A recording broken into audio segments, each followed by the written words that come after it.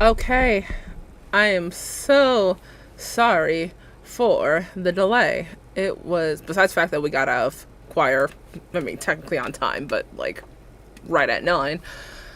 Man, was I having some tech issues. So we are going to we're going to get into it. Because I really can't wait to see what happens. So I'm going to start playing it a little bit just to see for sound purposes how it's sounding. But I did start the debate over, so while we are watching it live, we are not watching it live. We're gonna see how that goes. Let me see. I think that should sound okay. Democratic Governor Tim Walz of Minnesota and Republican Senator J.D. Vance of Ohio. Now, this is likely the final debate of this election cycle, and voting is already underway in 20 states.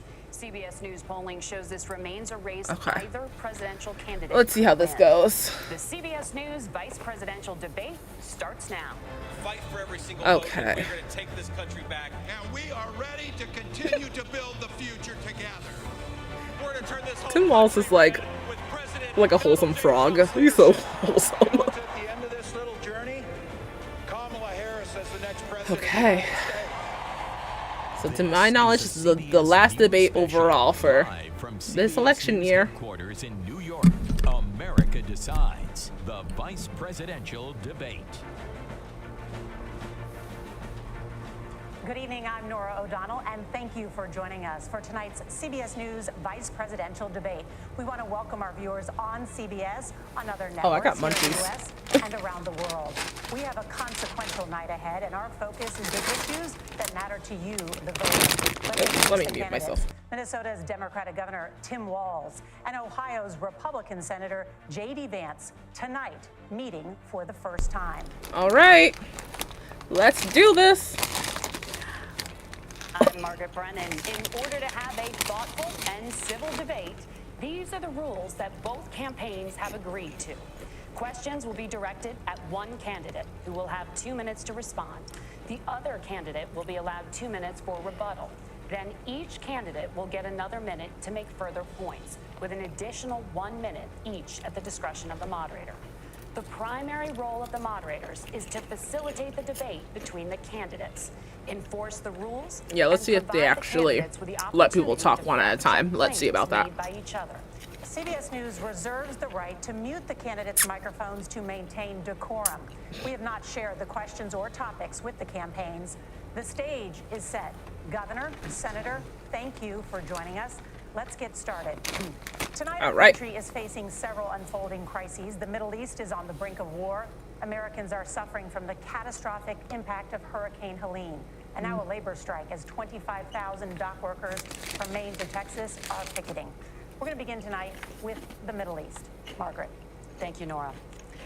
Earlier today, Iran launched its largest attack yet on Israel, but that attack failed, thanks to joint U.S. and Israeli defensive action. President Biden has deployed more than 40,000 U.S. military personnel and assets to that region over the past year to try to prevent a regional war. Iran is weakened, but the U.S. still considers it the largest state sponsor of terrorism in the world, and it has drastically reduced the time it would take to develop a nuclear weapon. It is down now to 1 or 2 weeks' time. Governor Walz, if you were the final voice in the Situation Room, would you support or oppose a preemptive strike by Israel on Iran? You have 2 minutes. Well, thank you, and thank you for those joining at home tonight. Let's keep in mind where this started. October 7th, Hamas terrorists massacred over 1,400 Israelis and took prisoners. Israel's ability to be able to defend itself is absolutely fundamental. Getting its hostages back, fundamental, and ending the humanitarian crisis. He seems a little anxious. Gaza. But the expansion of Israel and its proxies is an absolute fundamental necessity for the United States to have the steady leadership there. You saw it experienced today, where along with our Israeli partners and our coalition, able to stop the incoming attack. But what's fundamental here is that steady leadership is going to matter. It's clear, and the world saw stage a few weeks ago, a nearly 50-year-old Trump talking about crowd sizes is not what we need in this moment.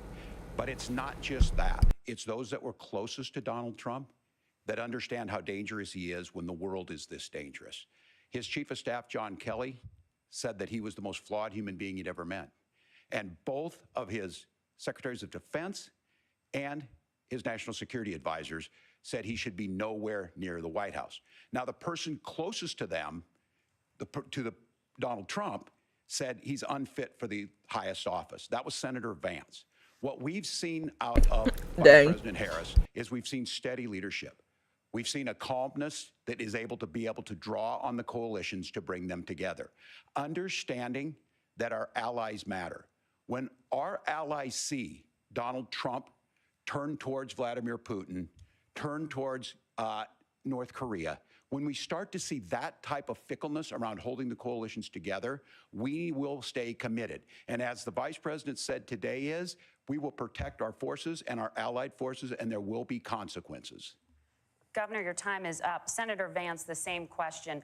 Would you support or oppose a preemptive strike by Israel on Iran? You have 2 minutes. So, Margaret, I want to answer the question. First of all, thanks, Governor. Thanks to CBS for hosting the debate. And thanks, most importantly, to the American people who are watching this evening and caring enough At least he's already starting a little more respectful. Debate.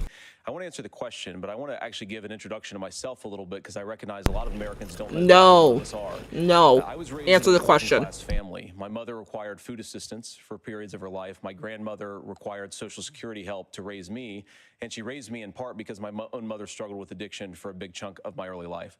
I went to college on the GI Bill after I enlisted in the Marine Corps and served in Iraq. And so I stand here asking to be your vice president with extraordinary gratitude for this country, for the American dream that made it possible for me to live my dreams.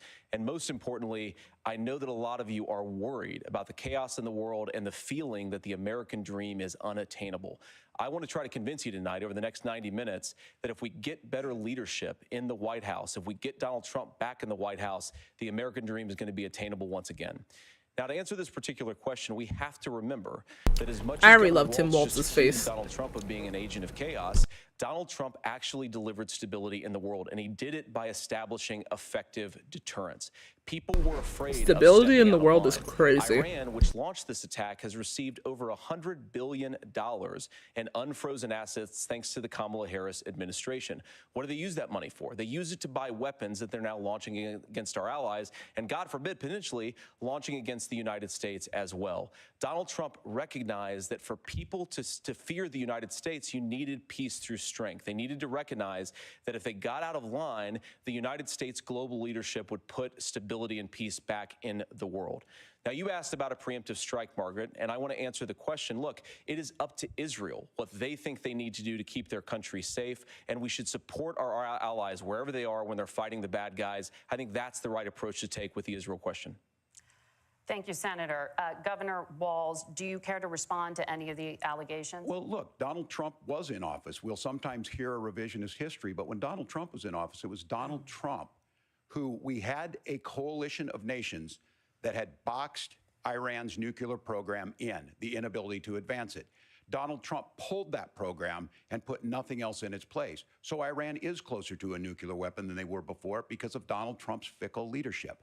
And when Iran shot down an American aircraft in international airspace, Donald Trump tweeted, because that's the standard diplomacy of Donald Trump. And when Iranian missiles did fall near U.S. troops and they received traumatic brain injuries, Donald Trump wrote it off as headaches. Look, our allies understand that Donald Trump is fickle. He will go to whoever has the most flattery or where it makes sense to him. Steady leadership like you witnessed today, like you witnessed in April. Both Iranian attacks were repelled.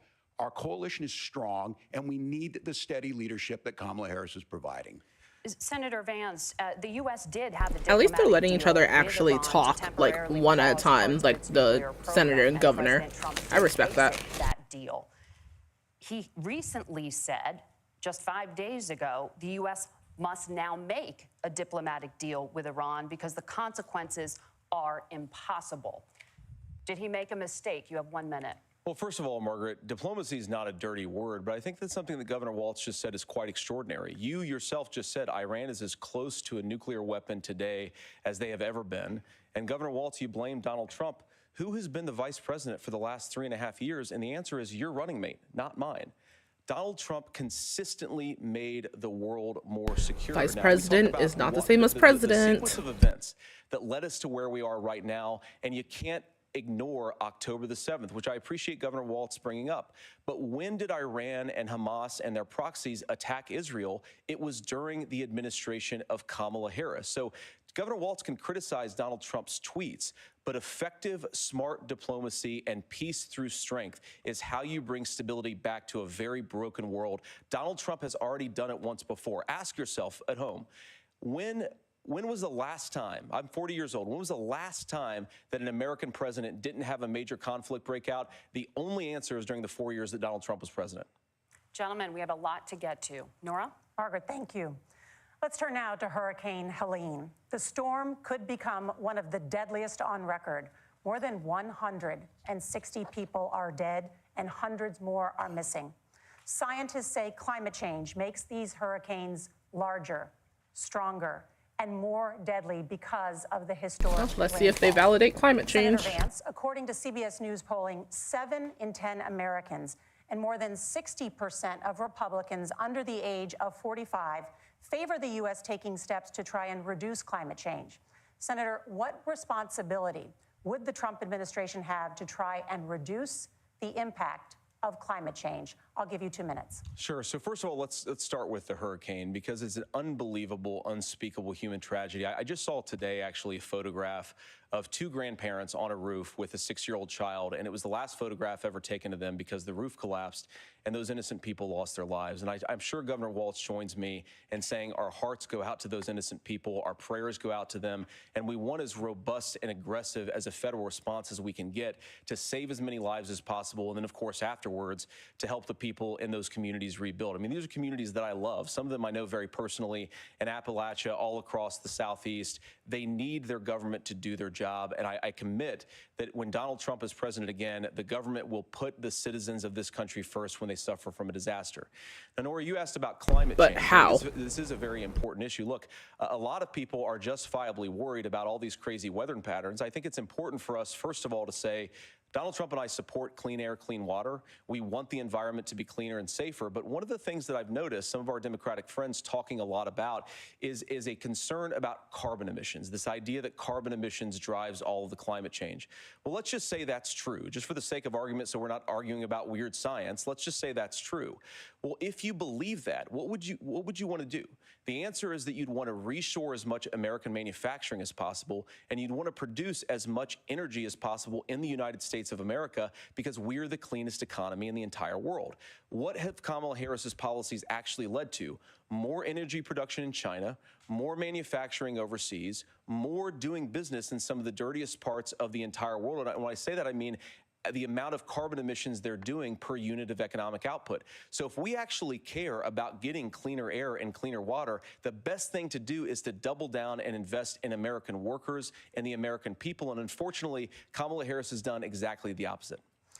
Governor Walz, you have 2 minutes to respond. Well, we got close to an agreement because all those things are happening. Look, first of all, it is a horrific tragedy with this hurricane, and my heart goes out to the folks that are down there in contact with the governors. I serve as co-chair of the Council of Governors as we work together on these emergency managements. Governors know no partisanship. They work together to solve the governors, and the emergency responders are on the ground. Those happen on the front end. The federal government comes in, makes sure they're there to that we recover, but we're still in that phase where we need to make sure that they're staying there, staying focused. Now, look, coming back to the climate change issue, there's no doubt this thing roared onto the scene faster and stronger than anything we've seen. Senator Vance has said that there's a climate problem in the past. Donald Trump called it a hoax and then joked that these things would make more beachfront property to be able to invest in. What we've seen out of the Harris administration now, the Biden-Harris administration, is we've seen this investment. We've seen massive investments, the biggest in global history that we've seen in the Inflation Reduction Act, has created jobs all across the country. 2,000 in Jeffersonville, Ohio, taking the EV technology that we invented and making it here. 200,000 jobs across the country. The largest solar manufacturing plant in North America sits in Minnesota. But my farmers know climate change is real. They've seen 500-year droughts, 500-year floods back to back. But what they're doing is adapting, and this has allowed them to tell me, look, I harvest corn, I harvest soybean, and I harvest wind. We are producing more natural gas and more oil at any time than we ever have. We're also producing more clean energy. So the solution for us is to continue to move forward, that climate change is real. Reducing our impact is absolutely critical, but this is not a false choice. You can do that at the same time you're creating the jobs that we're seeing all across the country. That's exactly what this administration has done. We are seeing us becoming an energy superpower for the future, not just the current. And that's what absolutely makes sense. And then we start thinking about how do we mitigate these disasters. Thank you. Senator, I want to give you an opportunity to respond. At least there. they're The both governor mentioned responding, that and President I know I Trump already has said it, called but like climate an change a actual, hoax. Do you agree? more productive than not What the manner. president has said is that if the I can respect Democrats, that, but in particular Kamala Harris, I feel iffy and about her that. leadership, if they really Like, believe that climate change is serious, their responses what on they that would topic. be doing is more manufacturing and more energy production in the United States of America, and that's not what they're doing. So clearly, Kamala Harris herself doesn't believe her own rhetoric on this. If she did, she would actually agree with Donald Trump's energy policies. Now, something Governor Walz said I think is important to touch upon, because when we talk about clean energy, I think that's a slogan that often the Democrats will use here. And I'm talking, of course, about the Democratic leadership. And the real issue is that if you're spending hundreds of millions or even billions of dollars of American taxpayer money on solar panels that are made in China, number one, you're going to make the economy dirtier. We should be making more of those solar panels here in the United States of America. Some of them are. Oh, but a there's lot of already them are being interrupting. made Please do not overseas in do China, this. especially the components that go into those solar panels. So if you really want to make the environment cleaner, you've got to invest in more energy production. We haven't built a nuclear facility, I think, one in the past 40 years. Senator. Natural gas, we got to invest more in it. Kamala Harris has done the opposite. That's raised energy prices and also meant that we're doing Senator, worse by the your time climate. is up. Governor, would you like to respond?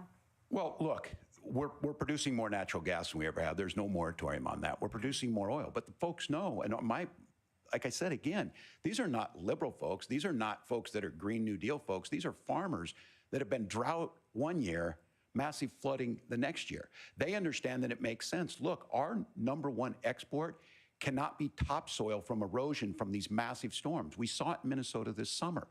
And thinking about how do we respond to that, we're thinking ahead on this. And what Kamala Harris has been able to do in Minnesota, we're starting to weatherproof some of these things. The infrastructure law that was passed allows us to think about mitigation in the future. How do we make sure that we're protecting by burying our power lines? How do we make sure that we're protecting lakefronts and things that we're seeing more and more of? But to call it a hoax and to take the oil company executives to Mar-a-Lago, say, give me money for my campaign, and I'll let you do whatever you want. We can be smarter about that, and an all-above energy policy is exactly what she's doing, creating those jobs right here. Governor, your time is up. The overwhelming consensus among scientists is that the Earth's climate is warming at an unprecedented rate. Margaret? Thank you, Nora. We're going to turn now to immigration. The crisis at the U.S. Ooh, this Mexico should border get spicy. consistently ranks as one of the Oh, top Lord. issues for American voters. Senator Vance, your campaign is pledging to carry out the largest mass deportation plan in American history and to use the U.S. military to do so. Could you be more specific about exactly how this will work?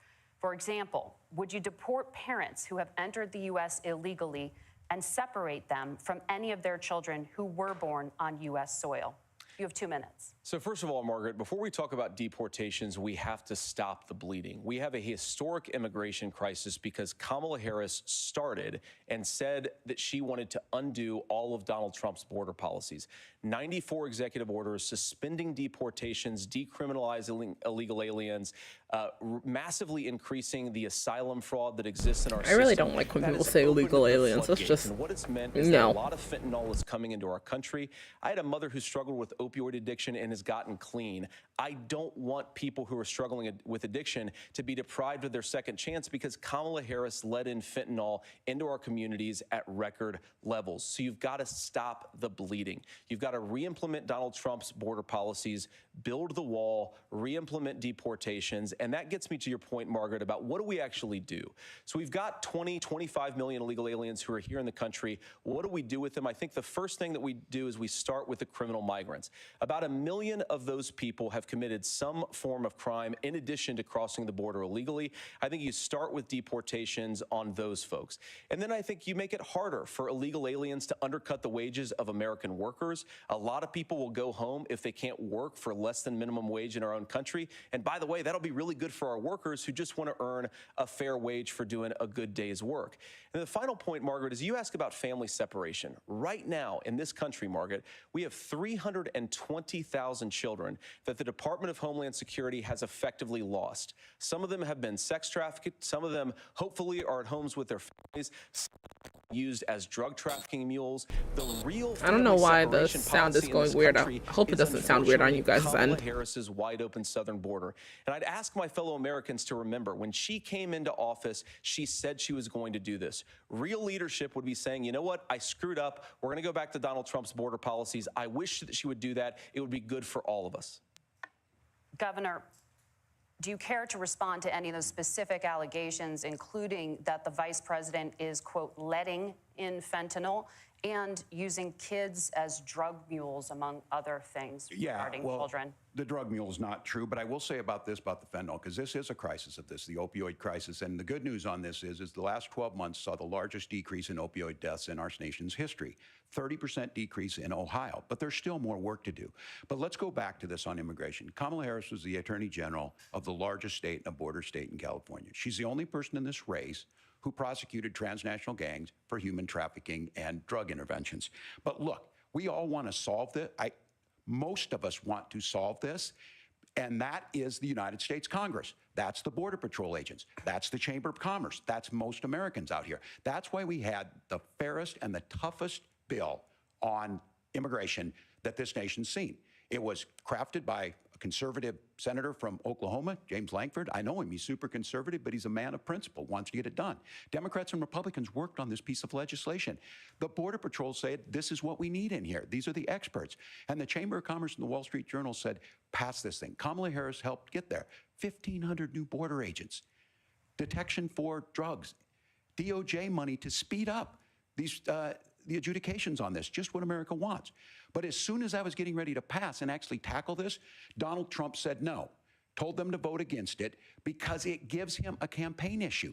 It gives him to, what would Donald Trump talk about if we actually did some of these things? And they need to be done by the legislature. You can't just do this through the executive branch. So look, we have the options to do this.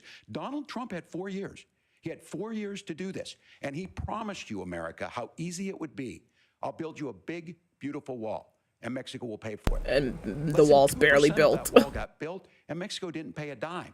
But here we are again, 9 years after he came down that escalator, dehumanizing people and telling them what he was going to do. As far as the deportation plan, at one point, Senator Vance said it was so unworkable to be laughable.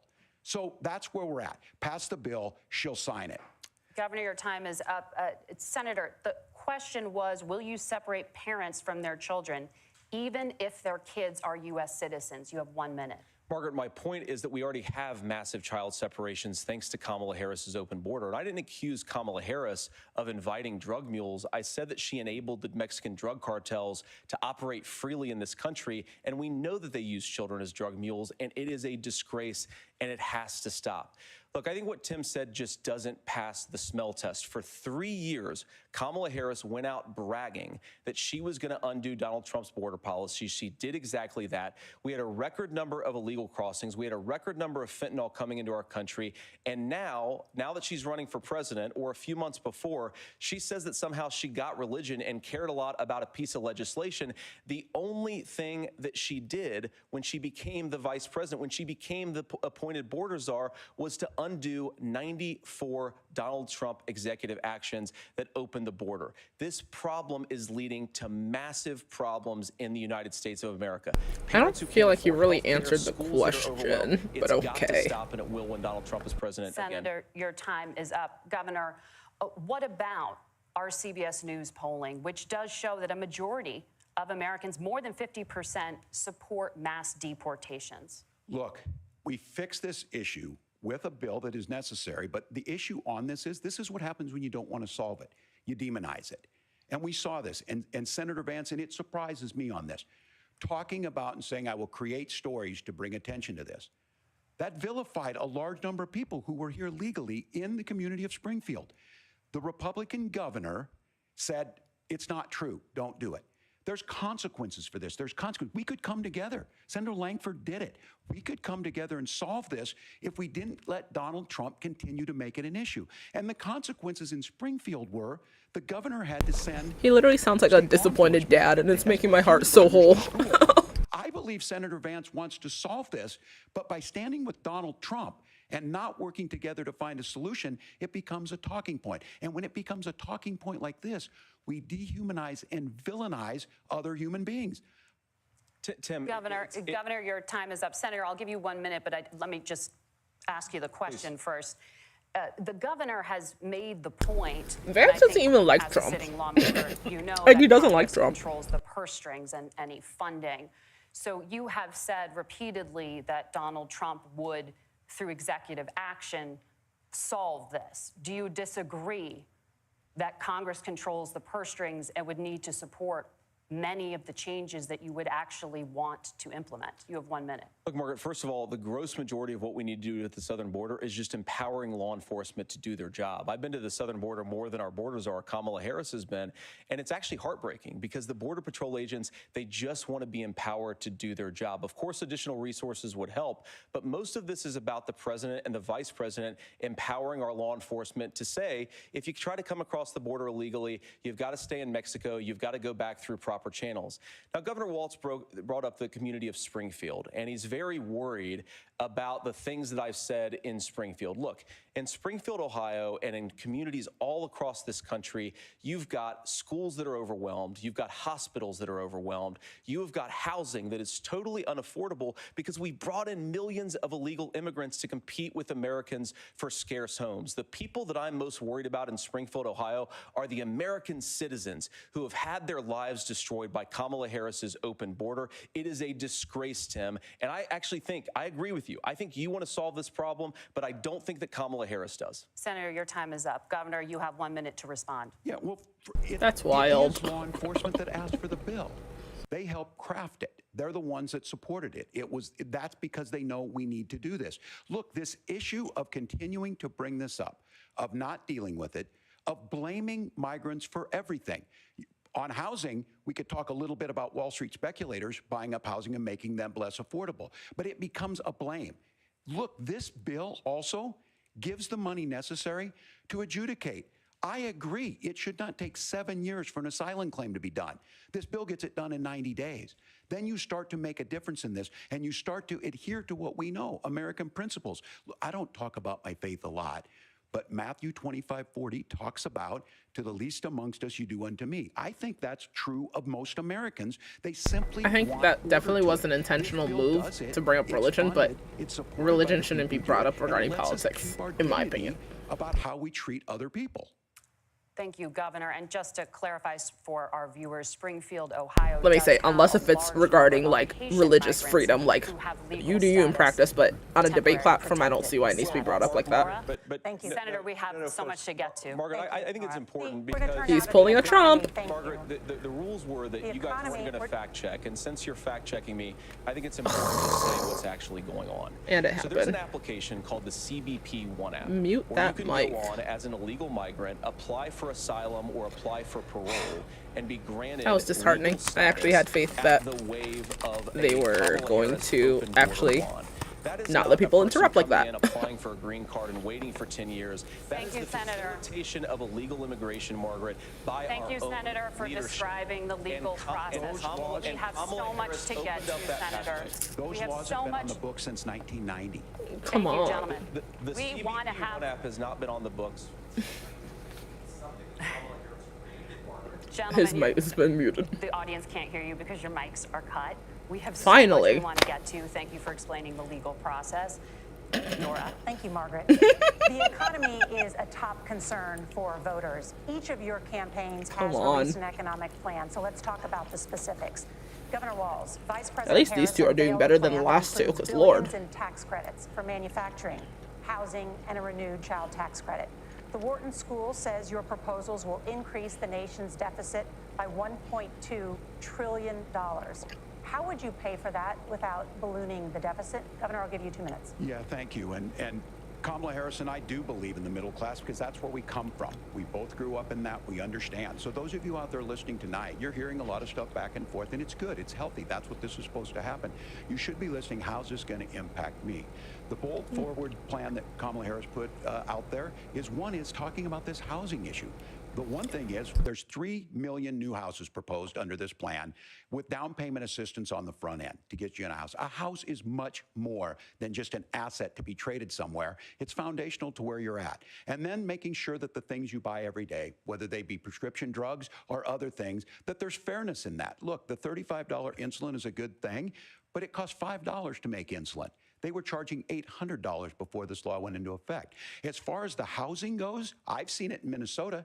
12% more houses in Minneapolis, prices went down on rent 4%. It's working. And then making sure tax cuts go to the middle class. $6,000 child tax credit, we have one in Minnesota, reduces childhood poverty by a third. We save money in the long run, and we do the right thing for families. And then getting businesses off the ground. The law as it stands right now is $5,000 tax credit for small business, increasing that to $50,000. Now, this is a philosophical difference between us. Donald Trump made a promise, and I'll give you this. He kept it. He took folks to Mar-a-Lago, he said, you're rich as hell, I'm going to give you a tax cut. He gave the tax cuts that predominantly went to the top class. What happened there was an $8 trillion increase in the national debt, the largest ever. Now he's proposing a 20% consumption or sales tax on everything we bring in. Everyone agrees, including businesses, it would be destabilizing it, it would increase inflation and potentially lead to a recession. Look, this is simple for you. Where are we going? Kamala Harris has said to do the things she wants to do, we'll just ask the wealthiest to pay their fair share. When you do that, our system works best, more people are participating in it, and folks have the things that they need. Senator, I want to give you a moment to respond on that. But similarly, the Wharton School has done an analysis of the Trump plan and says it would increase the nation's deficit by $5.8 trillion. My question is the same for you. How do you pay for all that without ballooning the deficit? I'll give you 2 minutes. Well, first of all, you're going to hear a lot from Tim Walz this evening, and you just heard it in the answer, a lot of what Kamala Harris proposes to do. And some of it, I'll be honest with you, it even sounds pretty good. Here's what you won't hear, is that Kamala Harris has already done it. Because she's been the vice president for 3.5 years. She had the opportunity to enact all of these great policies, and what she's actually done instead is drive the cost of food higher by 25%, drive the cost of housing higher by about 60%, open the American southern border and make it's not even true. It's just crazy for a large number of Americans. If Kamala Harris has such great plans for how to address middle class problems, then she ought to do them now, not when asking for a promotion, but in the job the American people gave her 3.5 years ago. And the fact that she isn't tells you a lot about how much you can trust her actual plans. Now, Donald Trump's economic plan is not just a plan, but it's also a record.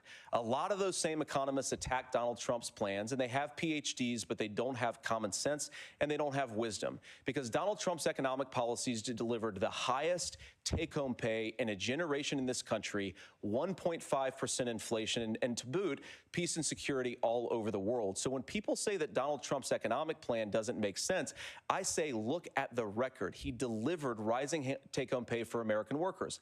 Now, Tim admirably admits that they want to undo the Trump tax cuts. But if you look at what was so different about Donald Trump's tax cuts, even from previous Republican tax cut plans, is that a lot of those resources went to giving more take-home pay to middle class and working class Americans. It was passed in 2017, and you saw an American economic boom unlike we've seen in a generation in this country. That is a record that I'm proud to run on, and we're going to get back to that common sense wisdom so that you can afford to live the American dream again. I know a lot of you are struggling. I know a lot of you are worried about paying the bills. It's going to stop when Donald Trump brings back common sense to this country. Governor, do you want to respond to that? What has Kamala Harris done for the middle class? Yeah, well, Kamala Harris's day one was Donald Trump's failure on COVID that led to the collapse of our economy. We were already before COVID in a manufacturing recession, but 10 million people out of work, largest percentage since the Great Depression. 9 million jobs closed on that. That was day one. Whether it was the Infrastructure Act or other things we moved. Now, you made a question about experts, said this. I've made a note of this. Economists can't be trusted. Science can't be trusted. National security folks can't be trusted. Look, if you're going to be president, You don't have all the answers. Donald Trump believes he does. My pro tip of the day is this. If you need heart surgery, listen to the people at the Mayo Clinic in Rochester, Minnesota, not Donald Trump. And the same thing goes with this. And I ask you out there, teachers, nurses, truck Ooh, drivers, bro is whatever, feeling it. how is it fair that you're paying your taxes every year and Donald Trump hasn't paid any federal tax in the last 15 years? And the last year as president. That's what's wrong with the system. There's a way around it, and he's bragged about that. We're just asking for fairness in it, and that's all you want. You have a minute. Governor, you say trust the experts. But those same Oh, experts, look for at them 40 talking to years each said that other. If we shipped our manufacturing base off to China, we'd get cheaper goods. They lied about that. They said if we shipped our industrial base off to other countries, to Mexico and elsewhere, it would make the middle class stronger. They were wrong about that. They were wrong about the idea that if we made America less self-reliant, less productive in our own nation, that it would somehow make us better off, and they were wrong about it. And for the first time in a generation, Donald Trump had the wisdom and the courage to say to that bipartisan consensus, we're not doing it anymore. We're bringing American manufacturing back. We're unleashing American energy. We're going to make more of our own stuff. And this isn't just an economic issue. I have 3 beautiful little homes too, and I love them very much, and I hope they're in bed right now.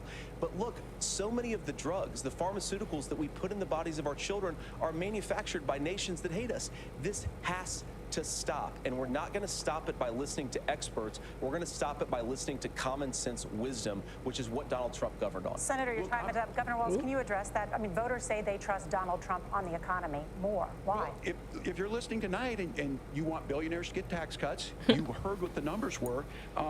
Look, I'm a union guy on this. I'm not a guy who wanted to ship things overseas, but I understand that, look, we produce soybeans and corn. We need to have fair trading partners. That's something that we believe in. I think the thing that most concerns me on this is Donald Trump was the guy who created the largest trade deficit in American history with China. So the rhetoric is good. Much of what the senator said right there, I'm in agreement with him on this. I watched it happen too. I watched it to my communities, and we talked about that. But we had people undercutting the right to collectively bargain. We had right to work states made it more difficult. We had companies that were willing to ship it over, and we saw people profit. Folks that are venture capital in some cases, putting money into companies that were overseas. We're in agreement that we bring those home. I hate J.D. The issue Vance's is face. Donald Trump is talking about it. It's a little- Kamala Harris has a record 250,000 more manufacturing jobs just out of the IRA. May I respond to that? Yes. So, at least you asked appreciate permission. that. So if you notice, what Governor Walz just did is he said, first of all, Donald Trump has to listen to the experts.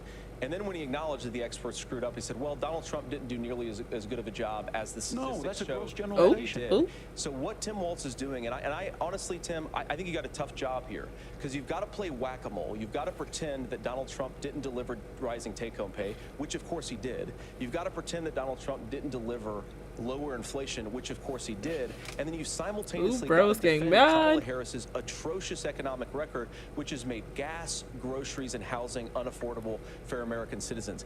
I was raised by a woman who would sometimes go into medical debt so that she could put food on the table in our household.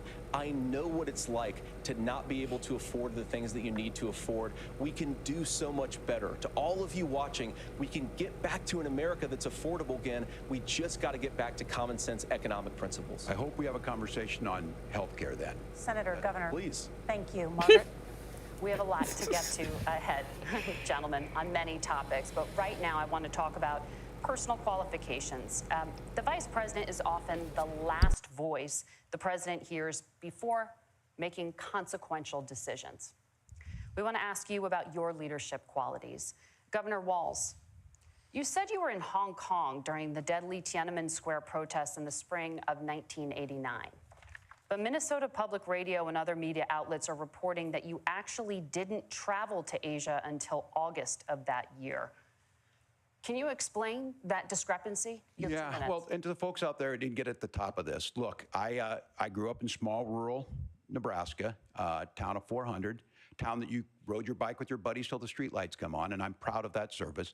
I joined the National Guard at 17, worked on family farms, and then I used the GI Bill to become a teacher, passionate about it, a young teacher. My first year out, I got the opportunity in the summer of '89 to travel to China. 35 years ago, be able to do that. I came back home and then started a program to take young people there. We would take basketball teams, we would take baseball teams, we would take dancers, and we would go back and forth to China. The issue for that was to try and learn. Now, look, my community knows who I am. They saw where I was at. Look, I will be the first to tell you, I have poured my heart into my community. I've tried to do the best I can, but I've not been perfect. And I'm a knucklehead at times, but it's always been about that. Those Oh, same dang. people elected me to Congress for 12 years.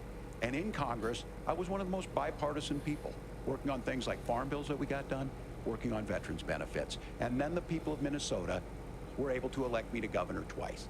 So look, my commitment has been from the beginning to make sure that I'm there for the people, to make sure that I get this right. I will say more than anything, many times I will talk a lot, I will get caught up in the rhetoric, but being there, the impact it made, the difference it made in my life, I learned a lot about China. I hear the critiques of this. I would make the case that Donald Trump should have come on one of those trips with us. I guarantee you he wouldn't be praising Xi Jinping about COVID, and I guarantee you he wouldn't start a trade war that he ends up losing.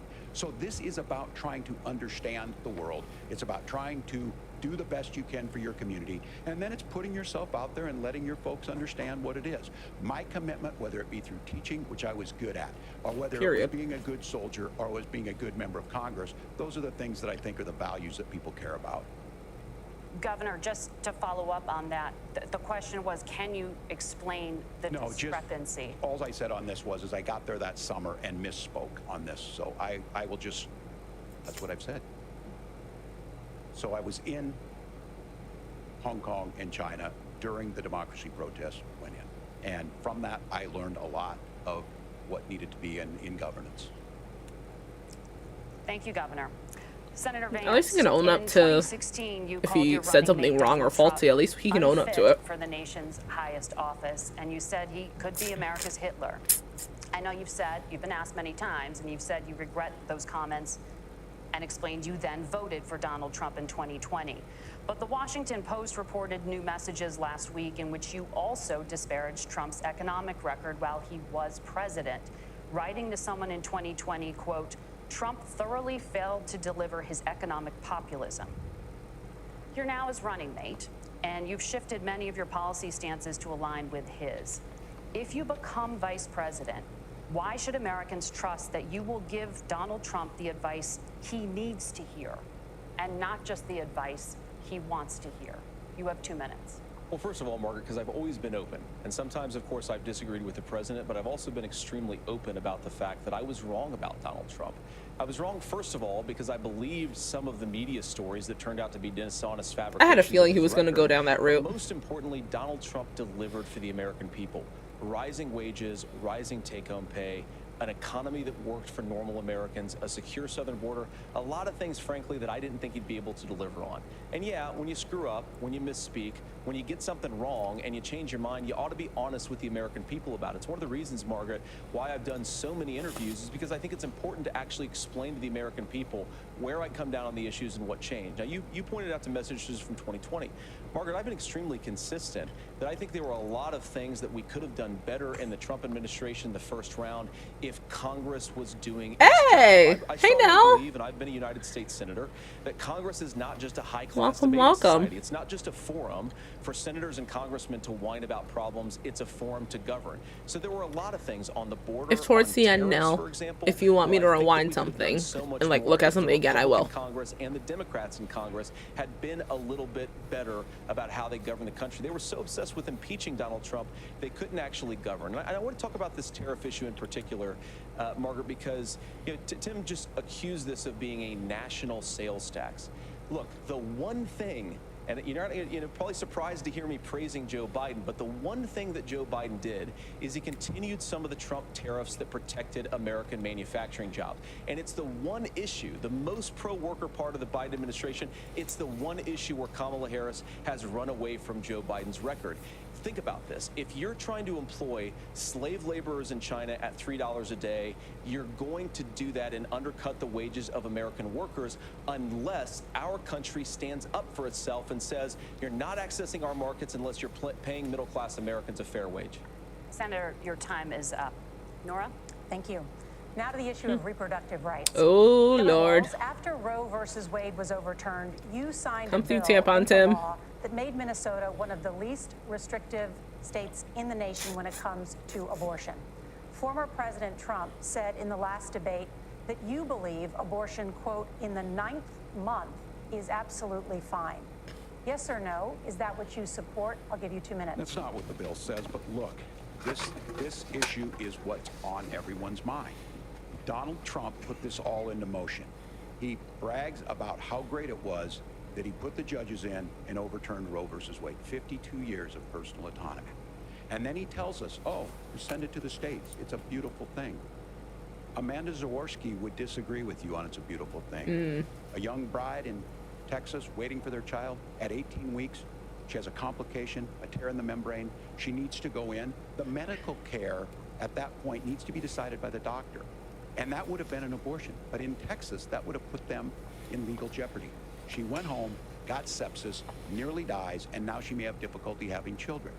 Or in Kentucky, Hadley Duvall, a 12-year-old child. The name dropping raped is and getting me. impregnated by her stepfather. Those are horrific. Now, when God asked about that, Senator Vance said, 2 wrongs don't make a right. There is no right in this. So in Minnesota, what we did was restore Roe versus Wade. We made sure that we put women in charge of their health care. But look, this is not where, if you don't know Amanda or a Hadley, you soon will. Their Project 2025 is going to have a registry of pregnancies. It's going to make it more difficult, if not impossible, to get contraception and limit access, if not eliminate access to infertility treatments. For so many of you out there listening, me included, infertility treatments are why I have a child. That's nobody else's business, but those things are being proposed. And the catch-all on this is, well, the states will decide what's right for Texas might not be right for Washington. That's not how this works. This is basic human right. We have seen maternal mortality skyrocket in Texas, outpacing many other countries in the world. This is about health care. In Minnesota, we are ranked first in health care for a reason. We trust women, we trust doctors. Well, Senator, do you want to respond to the governor's respect. claim? Will you create a I federal like that. pregnancy monitoring agency? You know he Certainly ate we with that. won't. And I want to talk about this issue because I know a lot of Americans care about it, and I know a lot of Americans don't agree with everything that I've ever said on this topic. And you know, I grew up in a working class family in a neighborhood where I knew a lot of young women who had unplanned pregnancies and decided to terminate those pregnancies because they feel like they didn't have any other options. And you know, one of them is actually very dear to me, and I know she's watching tonight, and I love you. And she told me something a couple years ago that she felt like if she hadn't had that abortion, that it would have destroyed her life because she was in an abusive relationship. And I think that what I take from that as a Republican who proudly wants to protect innocent life in this country, who proudly wants to protect the vulnerable, is that my party, we've got to do so much better of a job at earning the American people's trust back on this issue where they frankly just don't trust us. And I think that's one of the things that Donald Trump and I are endeavoring to do. I want us as a Republican Party to be pro-family in the fullest sense of the word. I want us to support fertility treatments. I want us to make it easier for moms to afford to have babies. I want it to make it easier for young families to afford a home so they can afford a place to raise that family. But not everyone should be having the baby. On the public policy front, just fetus. to give women more options.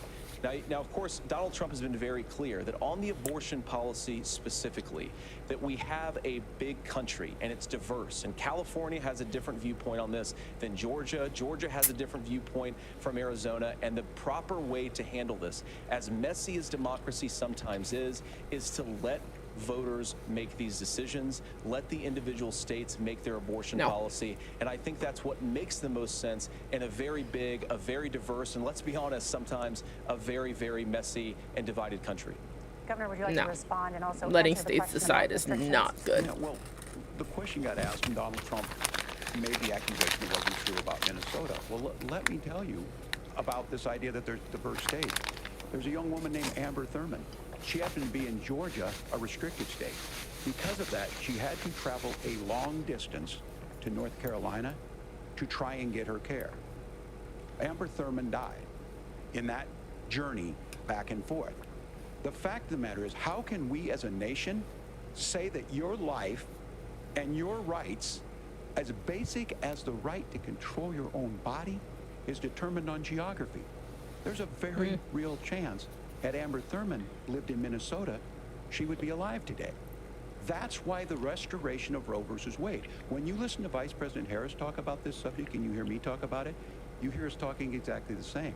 Donald Trump is trying to figure out how to get the political right of this. I agree with a lot of what Senator Vance said about what's happening. His running mate, though, does not, and that's the problem. Governor, your time is up. Senator, let me ask you about that. He mentioned, it was, I think, referring to a national ban. In the past, you have supported a federal ban on abortion after 15 weeks. In fact, you said if someone can't support legislation like that, quote, you are making the United States the most barbaric pro-abortion regime anywhere in the entire world. My question is... He looks like, did I say that? Well, Nora, first of all, I never supported a national ban. I did, when I was running for Senate in 2022, talk about setting some minimum national standard. For example, we have a partial birth abortion ban in place in this country at the federal level. I don't think anybody's trying to get rid of that, or at least I hope not, though I know that Democrats have taken a very radical pro-abortion stance. But Nora, you know, one of the things that changed is in the state of Ohio, we had a referendum in 2023, and the people of Ohio voted overwhelmingly, by the way, against my position. And I think that what I learned from that, Nora, is that we've got to do a better job at winning back people's trust. So many young women would love to have families. So many young women also see an unplanned pregnancy as something that's going to destroy their livelihood, destroy their education, destroy their relationships. And we have got to earn people's trust back. And that's why Donald Trump and I are committed to pursuing pro-family policies, making child care more accessible, making fertility treatments more accessible, because we've got to do a better job at that. And that's what real leadership is. Governor, your response. I'm going to respond on the pro-abortion piece of that. No, we're not. We're pro-women, pro-freedom to make your own choice.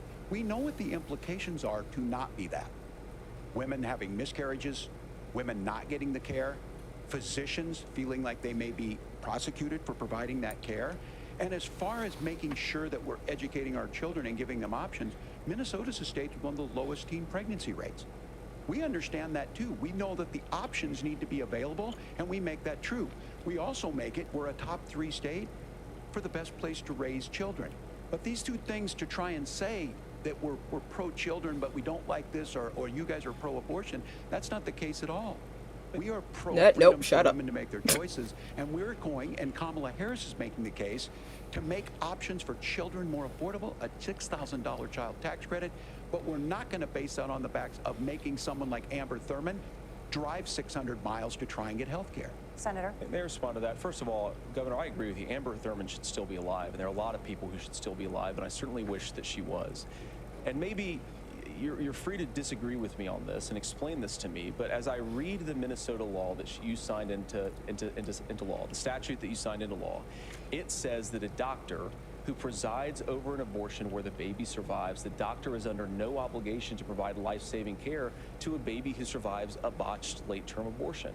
That is, I think, whether you're pro-choice or pro-abortion, that is fundamentally barbaric. And that's why I use that word, Nora, is because some of what we've seen, do you want to force Catholic hospitals to perform abortions against their will? Because Kamala Harris has supported suing Catholic nuns to violate their freedom of conscience. We can be a if you're a medical provider, you have to provide the best medical care for their patient. Make the country more pro-baby and pro-family. Period. Doesn't matter what your religion is. Governor, you please respond. Look, put that out the door the moment you sign up for your job. This is a very simple proposition. These like are what? women's decisions to make about their healthcare decisions, and the physicians who know best when they need to do this. Trying to distort the way a law is written to try and make a point, that's not it at all. What was I wrong about? Oh, shut up, shut up. What was I wrong about? That is Shut not the way up. the law is written. Look, I've given But this, how? Shut I've up. given this advice on a lot of things, that getting involved, getting against, that's been misread, and it was fact-checked at the last debate. But the point on this is there's a continuation of these guys to try and tell women or to get involved.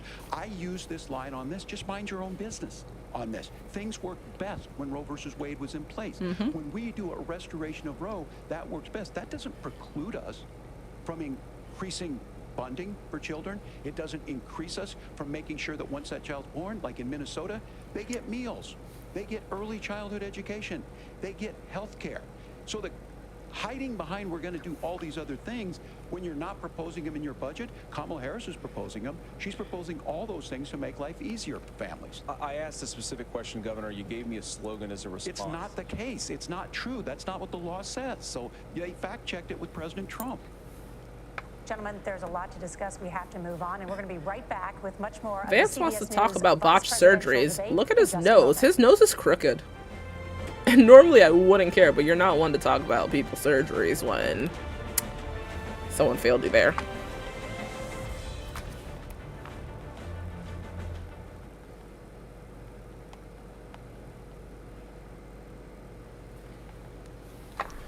Okay, I have to fix something real quick now that it's at a pause. Hold on. Hold on 1 second. Okay, hold on. Hold on 1 second, y'all. Hey, Snooch. Hold on. I'm just fixing that YouTube thing because it literally shows on my end that it says something otherwise. So, hold on. Gosh, I swear. Sometimes YouTube really annoys me sometimes.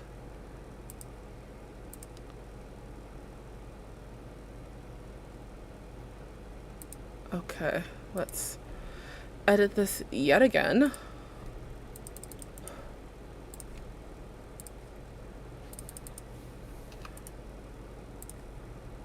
Okay.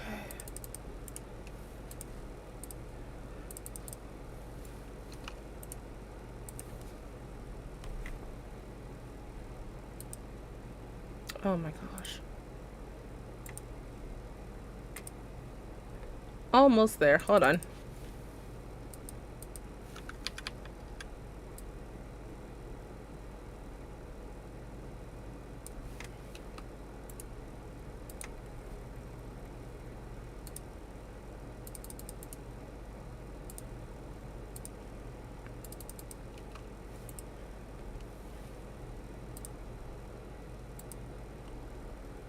Okay, now it should be saying what it actually is. Okay, so let's go back to this. Okay. Hopefully it says something otherwise now. That's so annoying. Like, I've had to... YouTube is so glitchy sometimes. Is it? Okay, I guess we'll just fast forward through.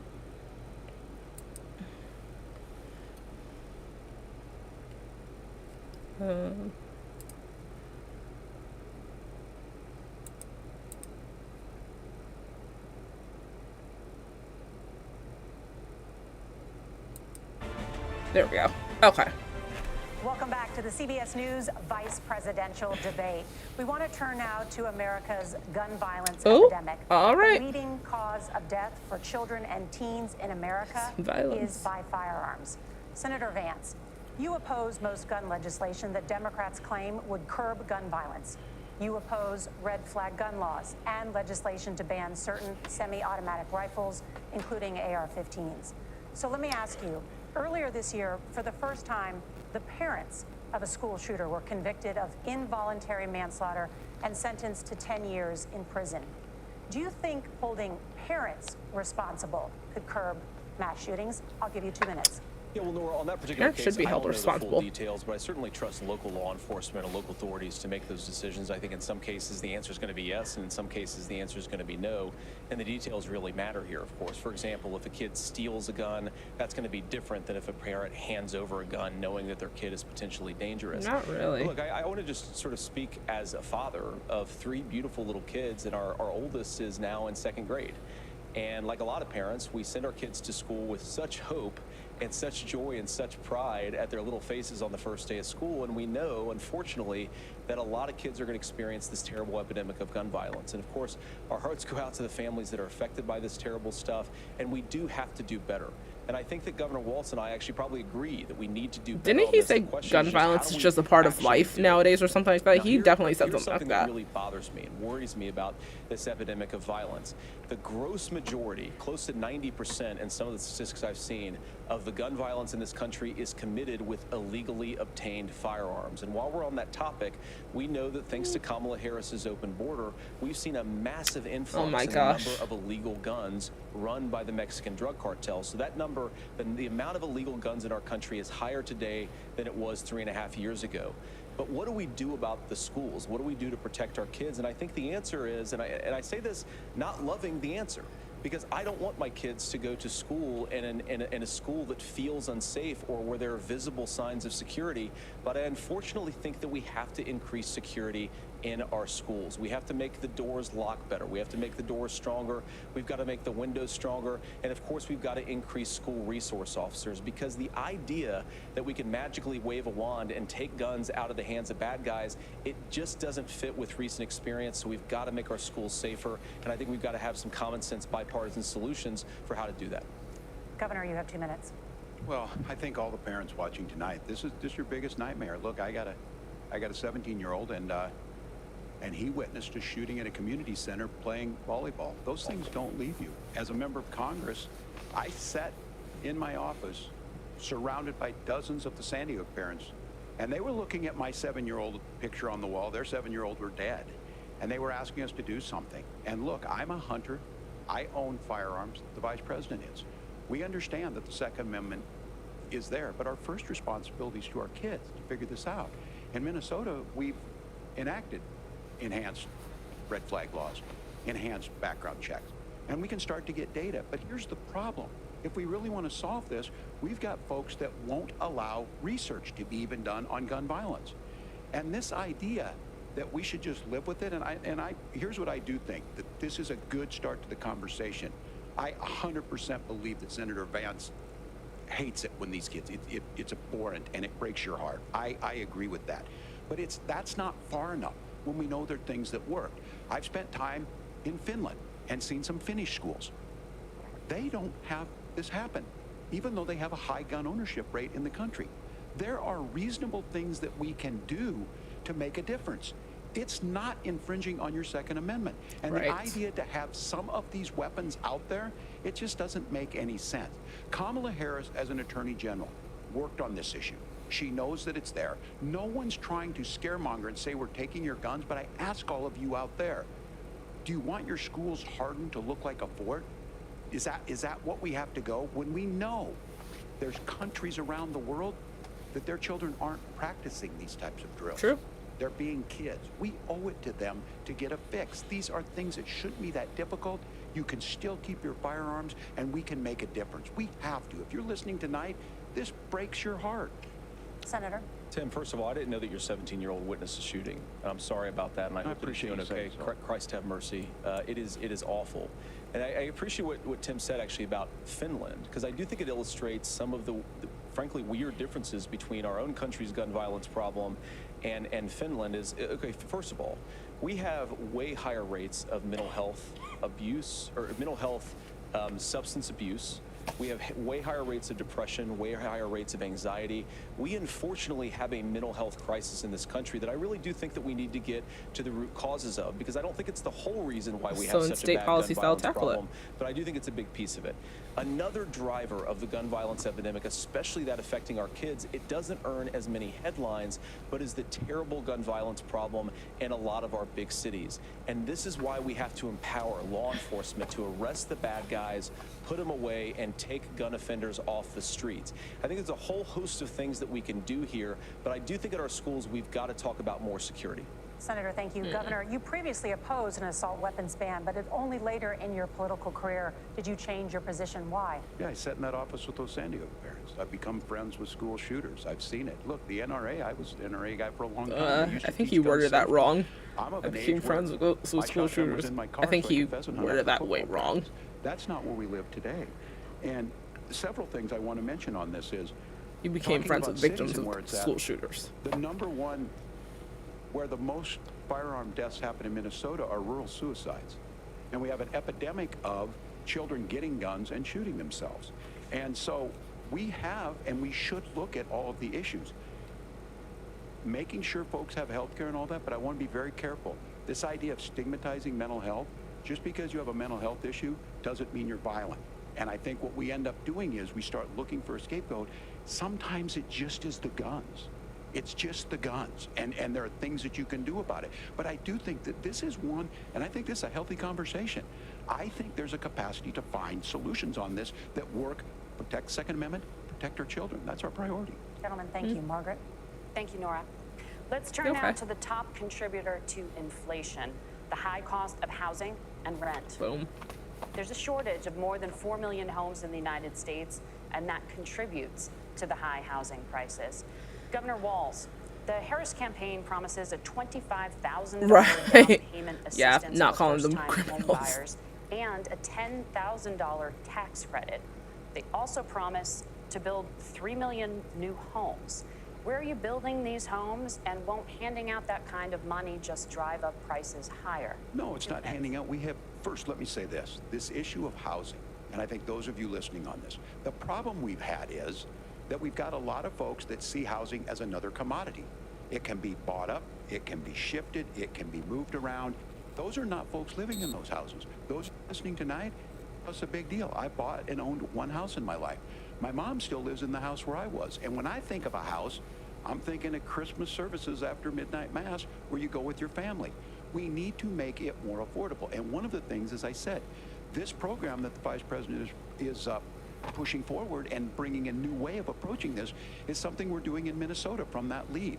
We in the state invested in making sure our housing was the biggest investment that we'd ever made in housing. It starts to make it easier. We cut some of the red tape. Local folks, look, we can't do it at the federal level, but local folks make it easier to build those homes. And then that down payment assistance. I can tell all of you out there, certainly for me, using the GI Bill was one thing, but a veteran's home loan, the big thing about a veteran's home loan is you don't have to pay the down payment.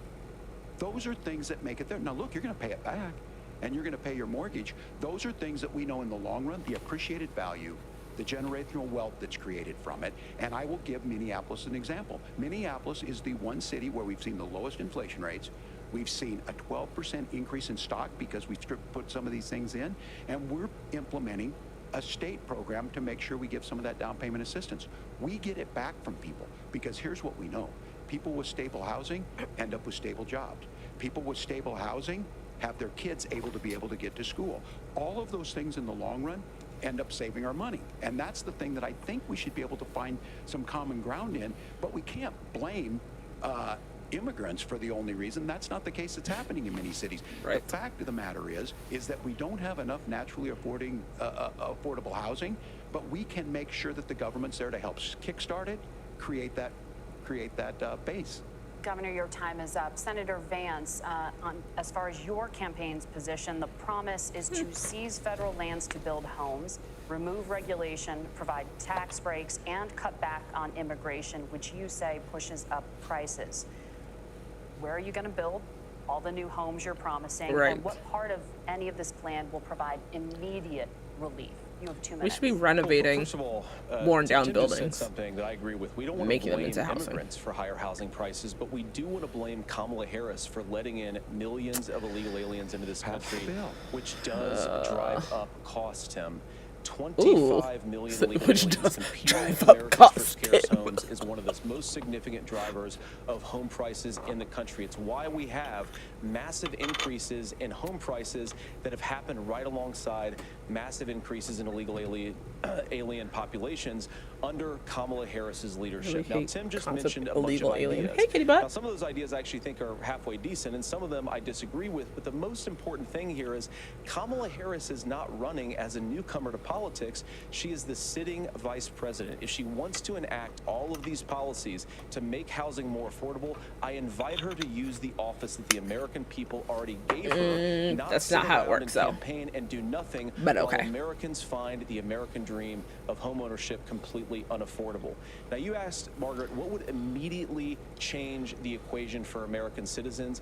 If you lower energy prices, as Donald Trump says, drill, baby, drill, one of the biggest drivers of housing costs aside from illegal immigration is, think about it, if a truck driver's paying 40% more more for diesel, then the lumber he's delivering to the job site to build the house is also going to become a lot more expensive. If we open up American energy, you will get immediate pricing relief for American citizens, not, by the way, just in housing, but in a whole host of other economic goods, too. Senator Vance, you still have 23 seconds there. Do you want to answer? Can I have it? Where? Governor, we will get to you in a moment. She said no. Where are you going to seize the federal lands? Can you clarify? Well, what Donald Trump has said is we have a lot of federal lands that aren't being used for anything. They're not being used for national park. They're not being used, and they could be places where we build a lot of housing. And I do think that we should be opening up building in this country. We have a lot of land that could be used. We have a lot of Americans that need homes. We should be kicking out illegal immigrants who are competing for those homes, and we should be building more homes for the American citizens who deserve to be here. Senator, your time is up. Governor, I do want to let you respond to the allegation that the vice president is letting in Well, of course, that's not true. And again, you have the facts. I guess we agreed not to fact check. I'll check it. That, look, crossings are down compared to when Donald Trump left office. But it's, again, blaming and not trying to find the solution. I was going to ask, though, on this question, are we going to drill and build houses in the same federal land? And I think when people hear federal lands, these are really important pieces of land. Now, Minnesota doesn't have a lot of federal lands. I know in the western part of the countries we do. There's not a lot of federal lands in and around Minneapolis, for example. So the issue is I don't understand the federal lands issue unless we see this, and I worry about this as someone who cares deeply about our national parks and our federal lands. Look, Minnesota, we protect these things. We've got about 20% of the world's fresh water. These lands protect. They're there for a reason. They belong to all of us. But again, this is when you view housing and you view these things as commodities. Like, there's a chance to make money here. Let's take this federal land and let's sell it to people for that. I think there's better ways to do this. We've seen it in Minnesota. We're able to refurbish some of these houses. We're able to make some investments. That gets people in. And I'm still on the fact on this. Economists, Senator Vance, you said you don't like the economists. Which economists are saying that it is immigrants that's adding to the cost? Governor, your time is up. But Senator, on that point, I'd like for you to clarify. There are many contributing factors to high housing costs. What evidence do you have that migrants are part of this problem? Well, there's a Federal Reserve study that we're happy to share after the debate. We'll put it up on social media, actually, that really drills down on the connection between increased levels of migration, especially illegal immigration, and higher housing prices. Now, of course, Margaret, that's not the entire driver of higher housing prices. It's also the regulatory regime of Kamala Harris. Look, we are a country of builders. We're a country of doers. We're a country of explorers.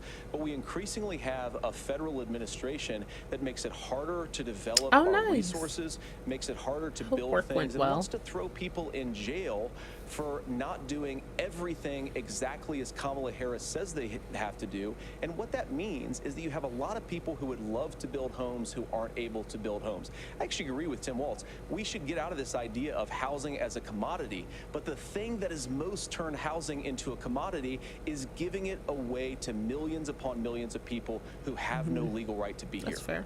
What are the federal regulations? I deal with this as a governor. You can very quickly reply. I'm sorry. I get this as a governor, and I don't necessarily disagree with that, that in some cases, many of those are local, many of them are state. I don't know which ones are federal, but I think whenever we talk regulations, people think they can get rid of them. I think you want to be able to get out of your house in a fire. I think you want to make sure that it's fireproof and those types of things. So which are the regulations? Because the vice president's not responsible for those. Congress writes those. Governor, thank you. Gentlemen, we have a lot to get through. You're passionate about the housing crisis, I can tell. But Nora? Thank you. One of the top problems facing Americans is the high cost of health care. Senator Vance, at the last presidential debate, former President Trump was asked about replacing the Affordable Care Act. In response, he said, I have concepts of a plan. Since then, Senator, you've talked about changing how chronically ill Americans get health insurance. Can you explain how that would work? And can you guarantee that Americans with pre-existing conditions won't pay more? I'll give you 2 minutes. Well, of course, we're going to cover Americans with pre-existing conditions. In fact, a lot of my family members have gotten health care. I believe, members of my family actually got private health insurance, at least for the first time, switched off of Medicaid onto private insurance for the first time under Donald Trump's leadership. And I think that, a lot of people have criticized this concepts of a plan remark. think it's very simple common sense. I think as Tim Walz knows from 12 years in Congress, you're not going to propose a 900-page bill standing on a debate stage. It would bore everybody to tears, and it wouldn't actually mean anything because part of this is the give and take of bipartisan negotiation. Now, when Donald Trump was actually president, and again, he has a record to be proud of, prescription drugs fell in 2018 for the first time in a very long time. Under Kamala Harris's leadership, prescription drugs are up about 7%. Under Donald Trump's entire 4 years, they were up about 1.5%. He introduced pricing transparency. Think about healthcare. You go into a hospital, you try to buy something, and nobody knows what it actually costs. That price transparency will actually give American consumers a little bit more choice and will also drive down costs. And we talked about, you know, the reinsurance regulations is what I was talking about. Look, Donald Trump has said that if we allow states to experiment a little bit on how to cover both the chronically ill but the non-chronically ill, it's not just a plan. He actually implemented some of these regulations when he was president of the United States. And I think you can make a really good argument that it salvaged Obamacare, which was doing disastrously until Donald Trump came along. And I think it's an important point about President Trump. Of course, you don't have to agree with everything that President Trump has ever said or ever done, but when Obamacare was don't agree with a lot of crushing stuff under the weight of regarding its own Trump. regulatory burden and healthcare costs, Donald Trump could have destroyed the program. Instead, he worked in a bipartisan way to ensure that Americans had access to affordable care. It's not perfect, of course, and there's so much more that we can do, but I think that Donald Trump has earned the right to put in place some better healthcare policies. He's earned it because he did it successfully the first time. Governor? All right, here's where being an old guy gives you some history. I was there at the creation of the ACA. And the reason it was so important is I come from a major healthcare state, home of the Mayo Clinic, home to Medical Alley, 3M, Medtronic, all of those. We understand healthcare. It's why we're ranked first on affordability and accessibility and quality of healthcare. And so what I know is under Kamala Harris, more people are covered than they have before. And those of you listening, this is critical to you. Now, Donald Trump all of a sudden wants to. Go back and remember this. He ran on the first thing he was going to do on day one was to repeal Obamacare. On day one, he tried to sign an executive order to repeal the ACA. He signed on to a lawsuit to repeal the ACA, but lost at the Supreme Court. And he would have repealed the ACA had it not been for the courage of John McCain to save that bill. Now, fast forward, what that means to you is you lose your pre-existing conditions. If you're sitting at home and you got asthma, too bad. If you're a woman, probably not. Broke your foot during football, might kick you out. Your kids get kicked out when they're 26. Kamala Harris negotiated drug prices for the first time with Medicare. We have 10 drugs that will come online, the most common ones that'll be there. But look, this issue, and when Donald Trump said, I've got a concept of a plan, it cracked me up as a fourth grade teacher because my kids would have never given me that. But what Senator Vance just explained might be worse than a concept, because what he explained is pre-Obamacare. And I'll make this as simple as possible because I have done this for a long time. What they're saying is, if you're healthy, why should you be paying more? So what they're going to do is let insurance companies pick who they insure, because guess what happens? You pay your premium, it's not much. They figure they're not going to have to pay out to you. But those of you a little older, gray, got cancer, you're going to get kicked out of it. That's why the system didn't work. Kamala Harris will protect and enhance the ACA. Governor, thank you. Senator, you have not yet explained how you would protect people with pre-existing conditions or laid out that plan. Well, look, we currently have laws and regulations in place right now that protect people with pre-existing conditions. We want to keep those regulations in place, but we also want to make the health insurance marketplace function a little bit better. Now, what Governor Walz just said is actually not true. A lot of what happened, and the reason that Obamacare was crushing under its own weight, is that a lot of young and healthy people were leaving the exchanges. Donald Trump actually helped address that problem, and he did so in a way that preserved people's access to coverage who had pre-existing conditions. But again, something that these guys do is they make a lot of claims about if Donald Trump becomes president, all of these terrible consequences are going to ensue. But in reality, Donald Trump was president. Inflation was low, take-home pay was higher, and he saved the very program from a Democratic administration that was collapsing and would have collapsed absent his leadership. He did his job, which is govern in a bipartisan way and get results, not just complain about problems, but actually solve them.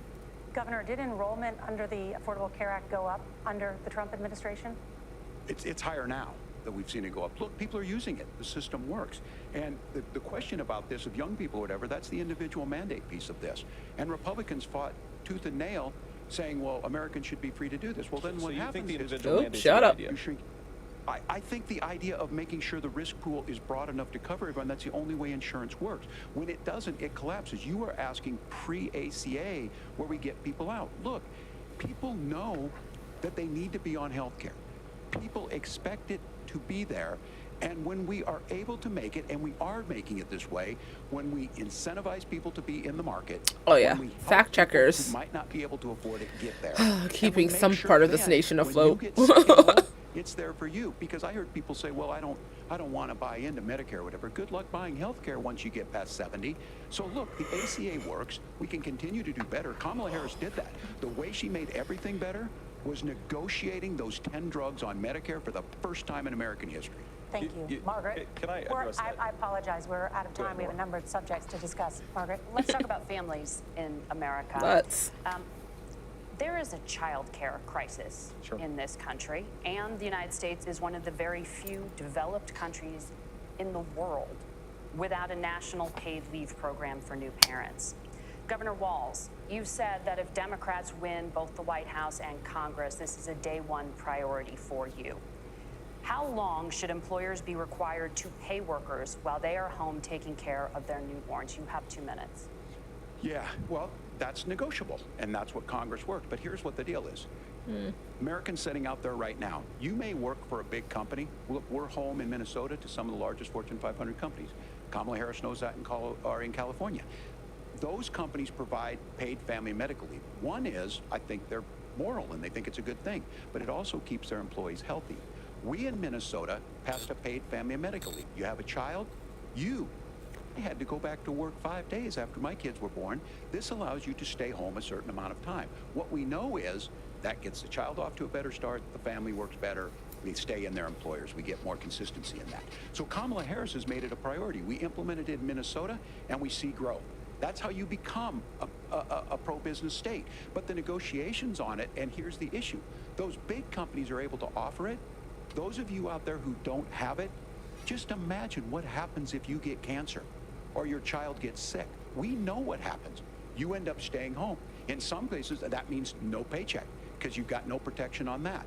This is the case of an economy that Donald Trump has said for the wealthiest amongst us. He's willing to give those tax breaks to the wealthiest. He's willing to say, bust those unions up, do whatever. What we're saying is the economy works best when it works for all of us. And so a paid family medical leave program, and I will tell you, go to the families or go to the businesses and ask them.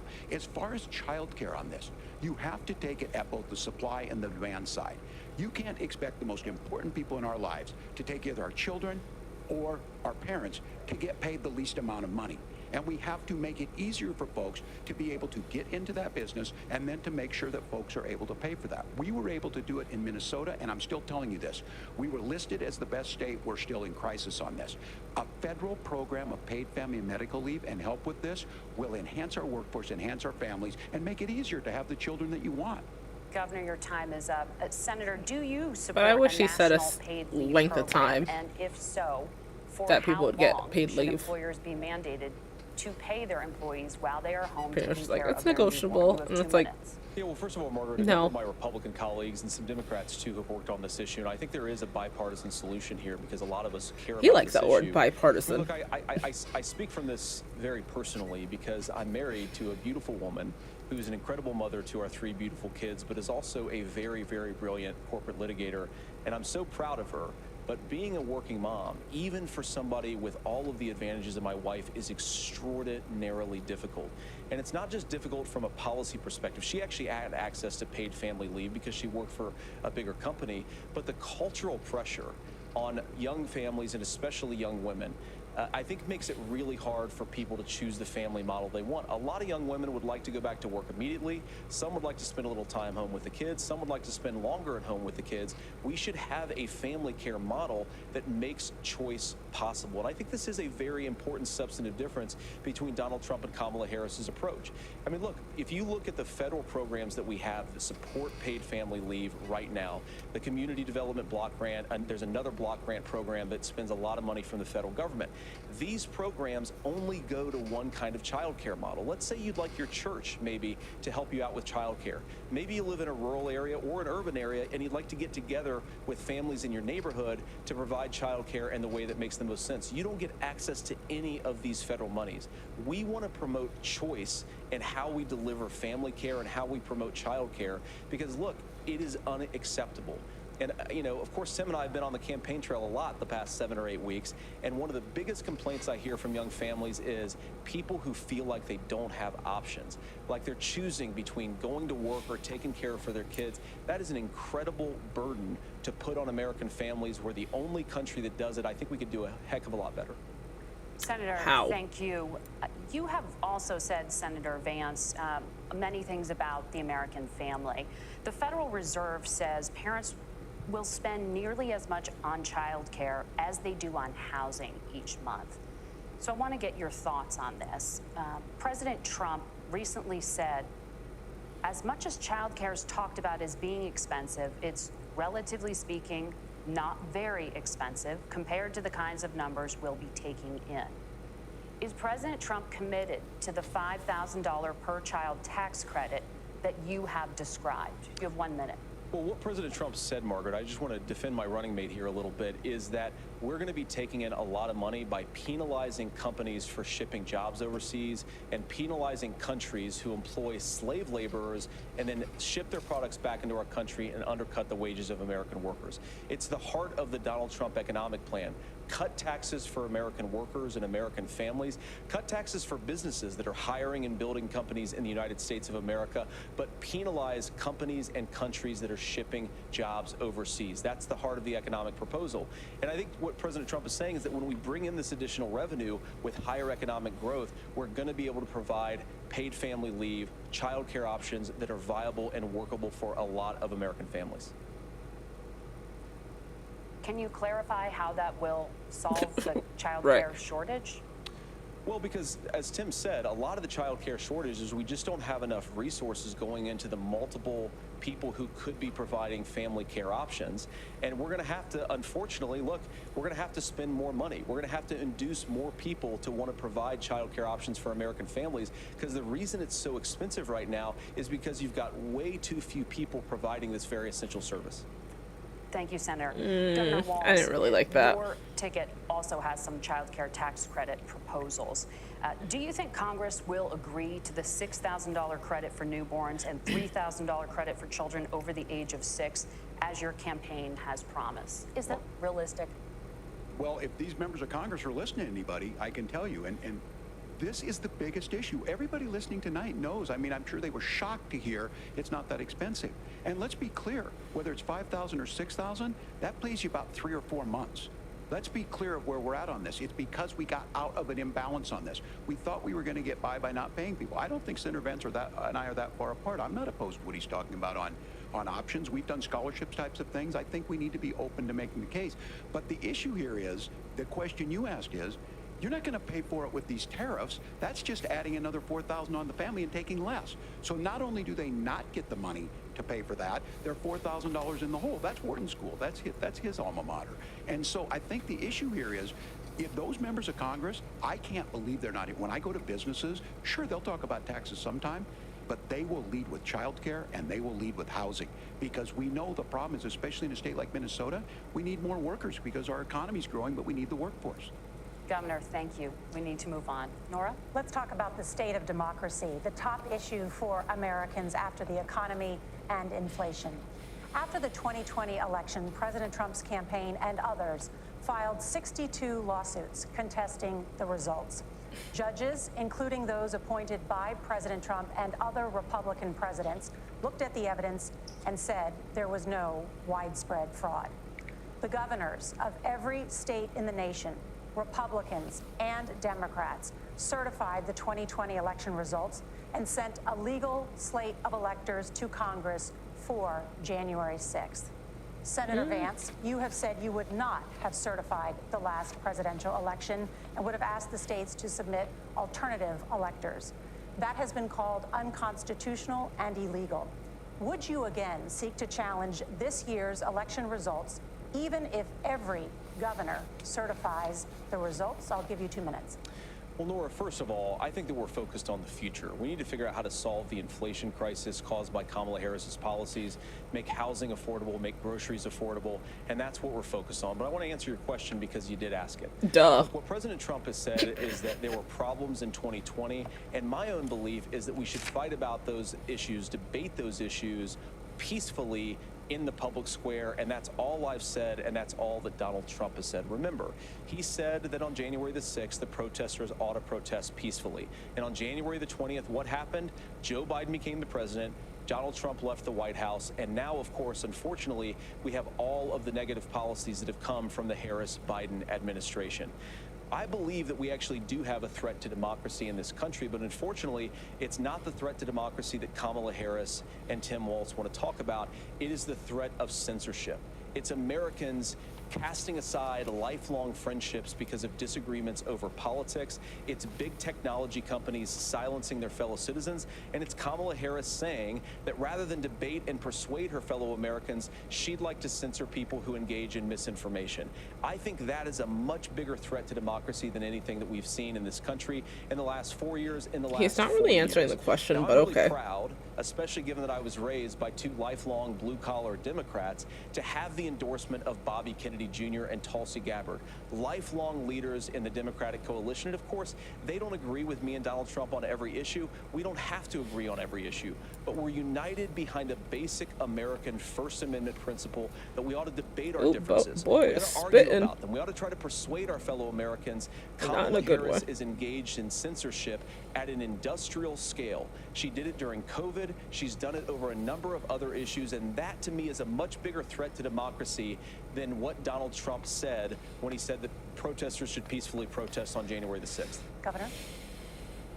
Well, I've enjoyed tonight's debate, and I think there was a lot of commonality here, and I'm sympathetic to misspeaking on things, and I think I might have with the senator. Me too, man. There's one though that this one is troubling to me, and I say that because I think Right. we He can tell the story. denies the Donald question. Trump refused to acknowledge this, and the fact is that I don't think we can be the frog in the pot and let the boiling water go up.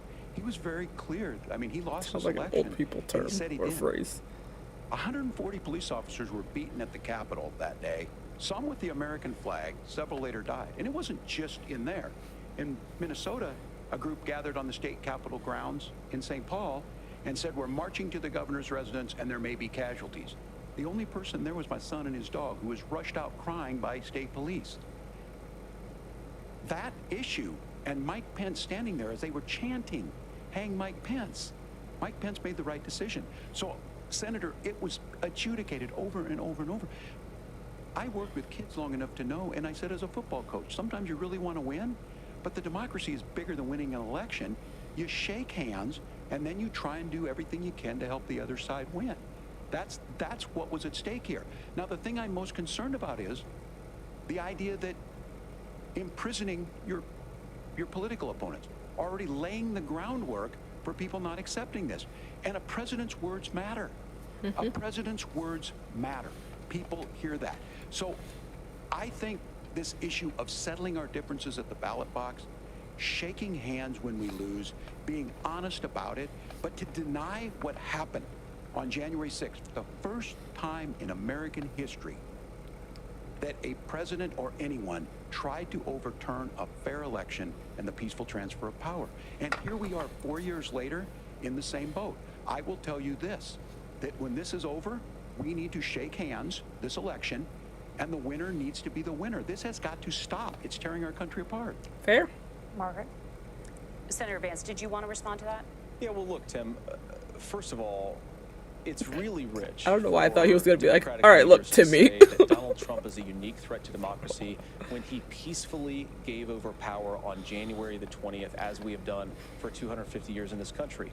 We are going to shake hands after this debate and after this election. And of course, I hope that we win, and I think we're going to win. But if Tim Walz is the next vice president, he'll have my prayers, he'll have my best wishes, and he'll have my help whenever he wants it.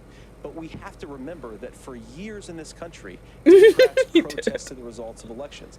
Hillary Clinton in 2016 said that Donald Trump had the election stolen by Vladimir Putin because the Russians bought like $500,000 worth of Facebook ads.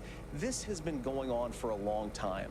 And if we want to say that we need to respect the results of the election, I'm on board. But if we want to say, as Tim Walz is saying, that this is just a problem that Republicans have had, I don't buy that. Yeah. Governor. January 6th was not Facebook ads. And I think a revisionist history on this. Look, I don't understand how we got to this point. But the issue was that happened. Donald Trump can do it. And all of us say there's no place for this. It has massive repercussions. This idea that there's censorship to stop people from threatening to kill someone, threatening to do something, that's not censorship. Censorship is book banning. We've seen that. We've seen that brought up. I just think for everyone tonight, and I'm going to thank Senator Vance. I think this is the conversation they want to hear. And I think there's a lot of agreement. This is one that we are miles apart on. This was a threat to our democracy in a way that we had not seen. And it I hate when he looks Donald up like that. He's still saying he didn't lose the election. I would just say that. Did he lose the 2020 election? Tim, I'm focused on the future. Did Kamala Harris censor Americans from speaking their mind in the wake of the 2020 COVID situation? That is a damning non-answer. It's a damning non-answer for you to not talk about censorship. Obviously, Donald Trump and I think that there were problems in 2020. We've talked about it. I'm happy to talk about it further. But you guys attack us for not believing in democracy. The most sacred right under the United States democracy is the First Amendment. You yourself have said there's no First Amendment right to misinformation. Kamala Harris wants to use the power of government and big tech to silence people from speaking their minds. That is a threat to democracy that will long outlive this present political moment. I would like Democrats and Republicans to both reject censorship. Let's persuade one another. Let's argue about ideas, and then let's come together afterwards. You can't yell fire in a crowded theater. That's the test. That's the Supreme Court test. Tim, fire in a crowded theater. You guys wanted to kick people off of Facebook for saying that toddlers shouldn't wear masks. Senator, the governor does have the floor. Fire in a crowded theater. That is criticizing the policies of the government, which is the right of every American. Senator, the governor does have the floor for 1 minute to respond to you. Yeah. Well, I don't run Facebook. What I do know is I see a candidate out there. You said I ain't Mark Zuckerberg. Again, and this, I'm pretty shocked by this. He lost the election.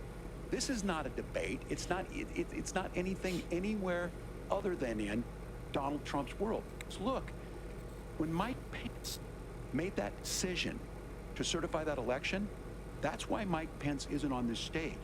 What I'm concerned about is, where is the firewall with Donald Trump?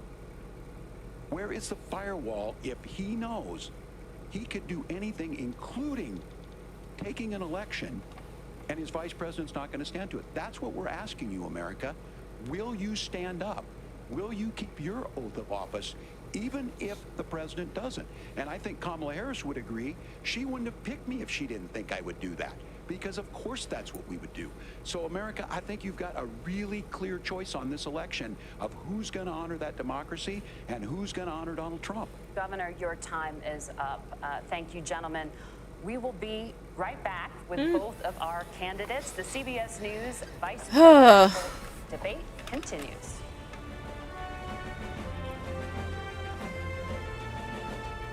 Come on. Why aren't you showing?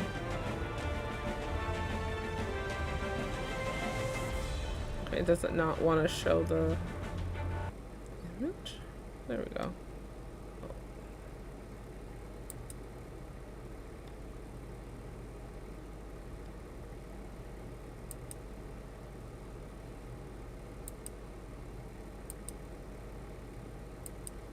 And I'm as surprised as anybody.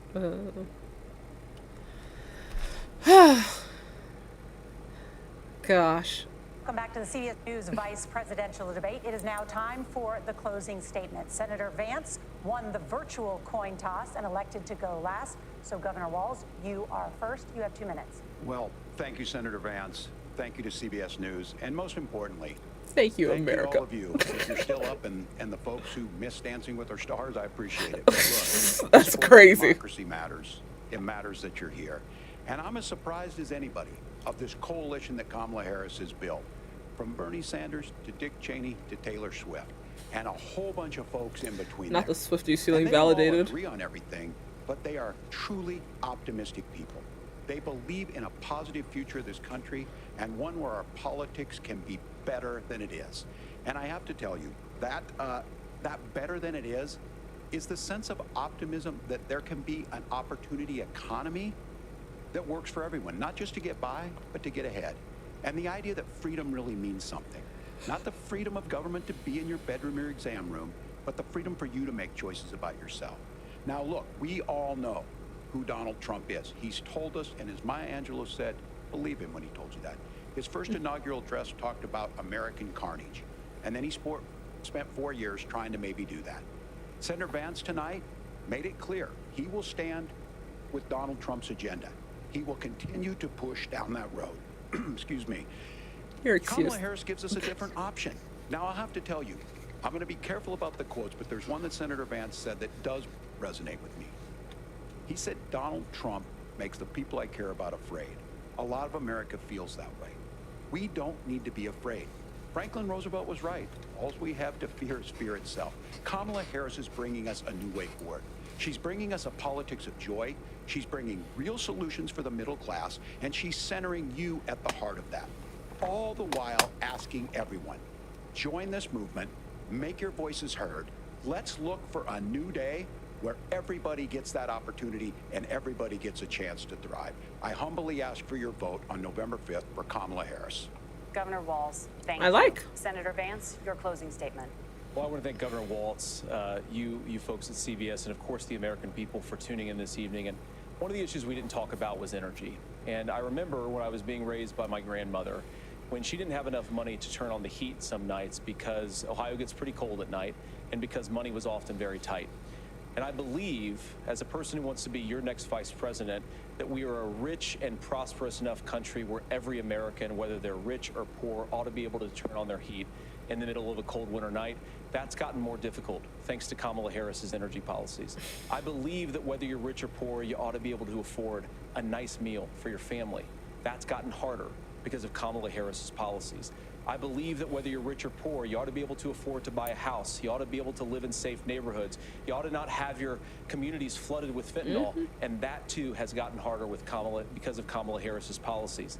Now, I've been in politics long enough to do what Kamala Harris does when she stands before the American people and says that on day one, she's going to work on all these challenges I just listed. She's been the vice president for 3.5 years. Day one was 1,400 days ago, and her policies have made these problems worse. Now, I believe that we have the most beautiful country in the world. I meet people on the campaign trail who can't afford food, but have the grace and generosity to ask me how I'm doing and to tell me they're praying for my family. What that has taught me is that we have the greatest country, the most beautiful country, the most incredible people anywhere in the world. But they're not going to be able to achieve their full dreams with the broken leadership that we have in Washington. They're not going to be able to live their American dream if we do the same thing that we've been doing for the last 3.5 years. We need change. We need a new direction. We need a president who has already done this once before and did it well. Please vote for Donald Trump. And whether you vote for me or vote for Tim Walz, I just want to say I'm so proud to be doing this, and I'm rooting for you. God bless you, and good night. Senator Vance, thank you. And thank you both for participating in the only vice presidential debate of this election cycle. I'm Margaret Brennan. And I'm Nora O'Donnell. And a reminder, there are just 35 days until Election Day. That's crazy. Please get out and vote. And for all of us here at CBS News, thank you and good night. Let's see if they shake hands. Yep.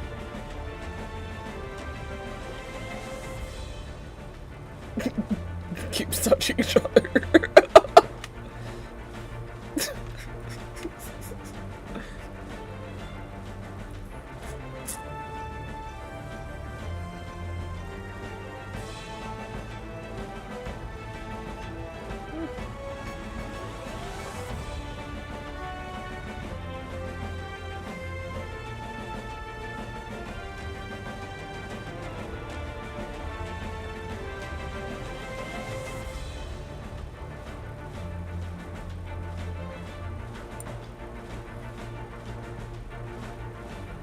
They should have kissed.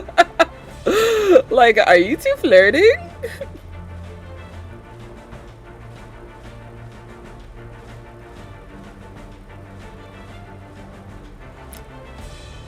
Waltz's wife, I already just want to protect with my entire existence. Okay. Well, that was the VP debate. That was it. My closing statements.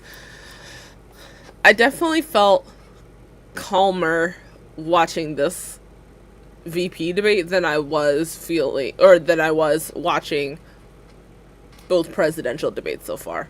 Like, the first one with Trump and Biden, the second one with Trump and Harris. I definitely felt more comfortable with the approaches on this one, as far as, like, I mean, both parties did overtalk at times, though it seemed like it was a little more like, more of an actual conversation versus, like, I'm demanding this mic time and blah blah blah and screw you moderators. While I do feel like the moderators did a better job this time at moderating, I still think they could have been like, you shut up.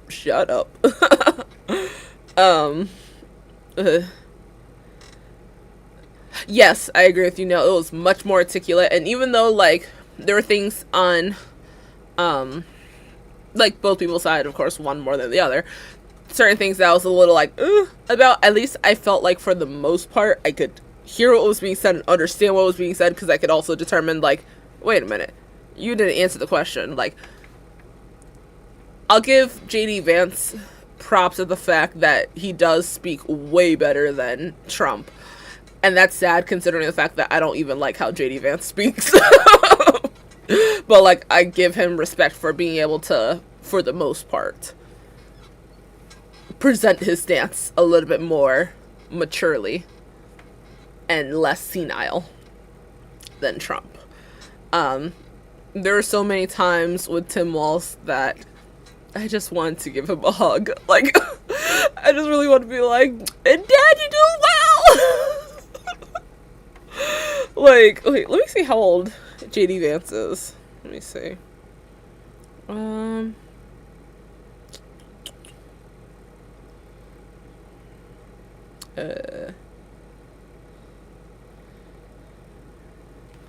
How old is Tim Walz? Okay, he's 60 years old. How old is... Okay, Kamala's 59. How old is Trump? Trump is 78. That's crazy. And how old is Vance? Oh, I didn't know. Yeah, Vance. Wait, how old is Vance? Oh, no. Okay, Vance is 40. Okay, so see, like, Vance, Walz, and Harris, they seem so much more cognitive, even though I cannot stand JD Vance for so many reasons. They just seem way more cognitive and way more like they can actually have a conversation. Like, Trump just really gets on my nerves. He gets on my nerves so much. And, like, these are things too that we need to think about as we get closer and closer to election time. We need to think about, like, it's not just the president you're voting for, but you're also voting for the vice president, which means that if something were to happen to the president, that person takes their place and proceeds with the job of the president. So it's really good to take note of the beliefs that come from both Tim Walz and JD Vance. I think that regarding the topic of reproductive rights, of course, I really stood with everything Tim Walz was saying. I completely stood with that. I felt like JD Vance could have had an opportunity where he did some type of, like he was just more like, oh, we need to make it more affordable to have kids and whatnot. Okay, the affordability of a kid is a problem, yes, but that has really not as much to do with the concept of what to do when you're pregnant. It's not like people are getting abortions because they can't pay for a child. Because there are people that want to raise kids and that are raising kids that cannot afford to raise kids. So it's not like it's like, oh my gosh, I'm pregnant. I don't want to have this. I don't want to give birth and have this kid because it's gonna, like, the kid's gonna cost too much. There's other circumstances that are other reasons for why someone wouldn't be able to continue with their pregnancy, and I wish Vance spoke on that. And, like, if he's gonna try to have, like, act like he has more of this pro-life stance now that he's all besties with Trump and his family, if he's gonna act like he's gonna have this pro-life stance, then there needs to also be this concept of like how can I help you best in the situation that you're in, versus just they need to be able to afford taking care of a kid. It completely takes away the concept of, like, people that are pregnant because of SA, people that are pregnant because of incest, people that are pregnant from DV. Like, it's just, I really wish, I mean, of course I disagree with Vance's stance on abortion, but I really wish he was a little more actually caring for individual people's rights and what they find best to do with their doctor regarding their body. But for sure, Tim Walz ate that up with the reproductive rights, women's rights, stuff like that. JD Vance tried to pull a Trump and keep bringing things back to immigration, but it's like, bro, like, that's not the target issue. Like, yes, of course, like, okay, by default, one would say, yeah, people need to come here documented and whatnot. Sure, yeah, I agree. So let's make that process something that doesn't take so many years to happen. Let's do more. Like, they're not gonna, the Trump campaign is not gonna be able to just, like, do a clean sweep of undocumented immigrants that are here. Because how are they going to find out who is and isn't undocumented?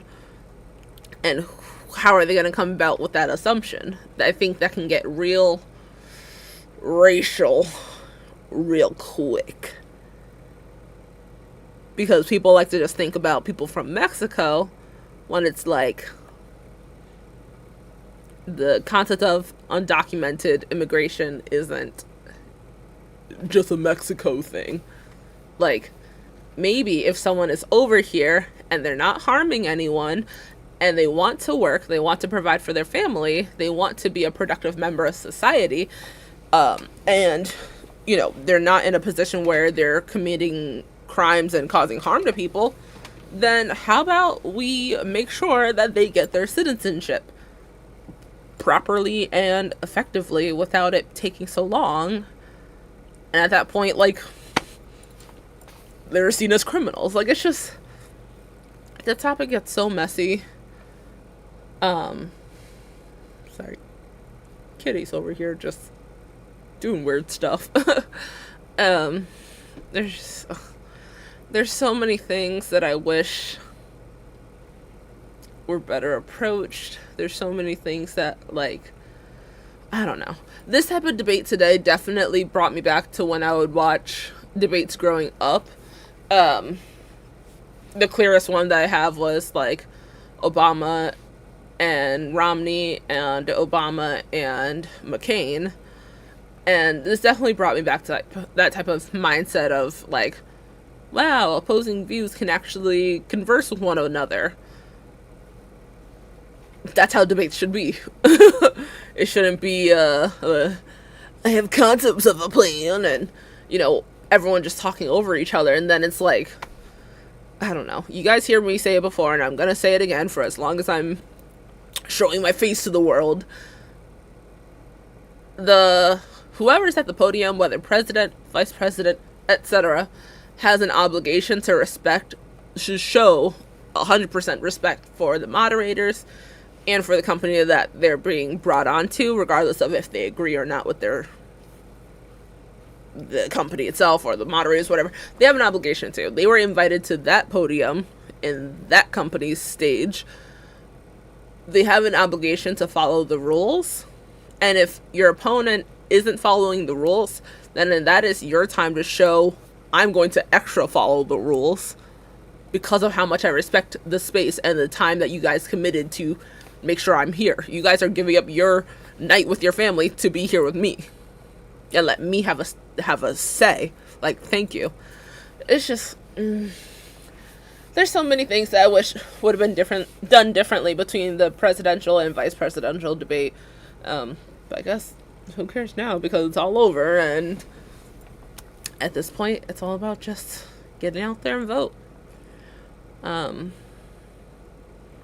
so thankful to come from a family that is very big into voting, and even with my parents being divorced, they still to this day, from when I was a little gummy bear to as we speak now, they're still big to this day about speaking on the importance of voting, the importance of knowing your rights, so many things. Oh, cool. What did you like that he said? Or what are some things that you liked and agreed with that are factual?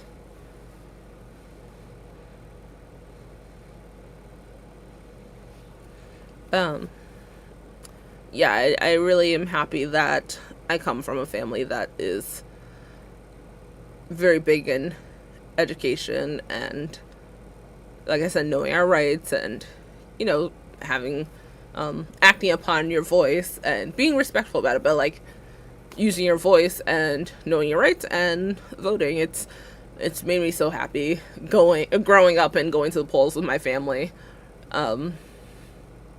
and voting with, like, watching them vote and whatnot, watching them act upon their rights and whatnot.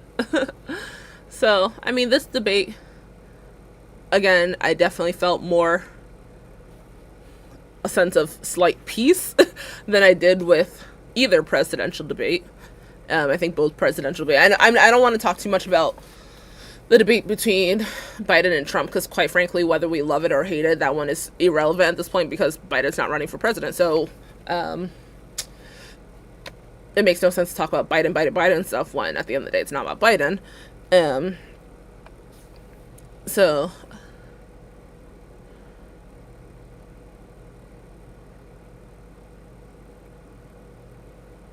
I mean, you're valid in your belief, for sure. I like that you feel like you have someone to look up to like that. That's happy for you. Crap, I forgot what I was saying.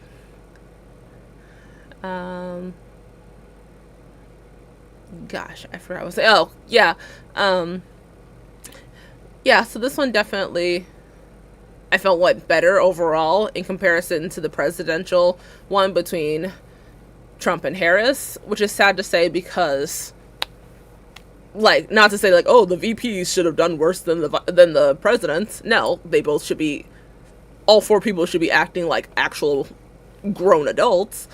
But the presidential one between Trump and Harris, there were just too many times where it got messy. I wish that, I mean, we know as a whole, politicians unfortunately aren't the most trustworthy people, but I'm still going to make the stance that I wish collectively on both sides, collectively as a whole, Democrats and Republicans, I wish there was more of a sense of promoting transparency and factual information versus just using, buzzwords and like, ooh, this is a hot topic, let's boo. Like, we trust fact checkers. We like fact checkers.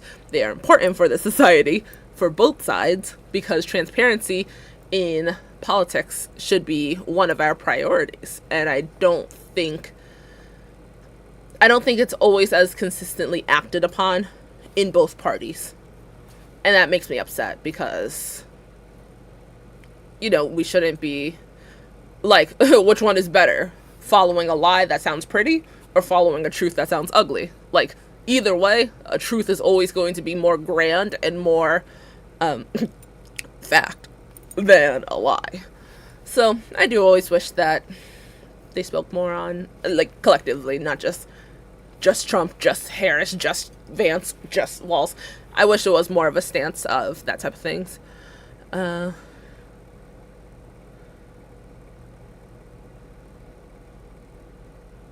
Yeah, I mean, I hope that he realizes that, while of course I think almost every American would agree that making stuff at home is going to be best than going by the means of international, I hope that he does realize that when produced in America, typically things are a bit more expensive. So I hope that actual productive policies come out to help balance the cost of I can't think, I'm sorry to help balance the cost of productions of things in America.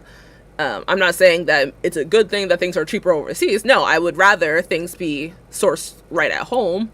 I would much rather that. But people, Americans, regardless of their side, they do need to realize that it will cost more. We see that, which is why so many times people would rather buy a cheap item made somewhere else than a more expensive item made here, which is why so many small businesses have to shut down so many times, because things here will cost more than things out there. So as long as people are on board with making sure that they're supporting home and supporting locally, and whoever is in office, they agree that more things need to be made here, but figuring out how to make sure our small businesses and locally made stuff are, like, the employees are getting paid well while not feeling like we're robbing people's pockets.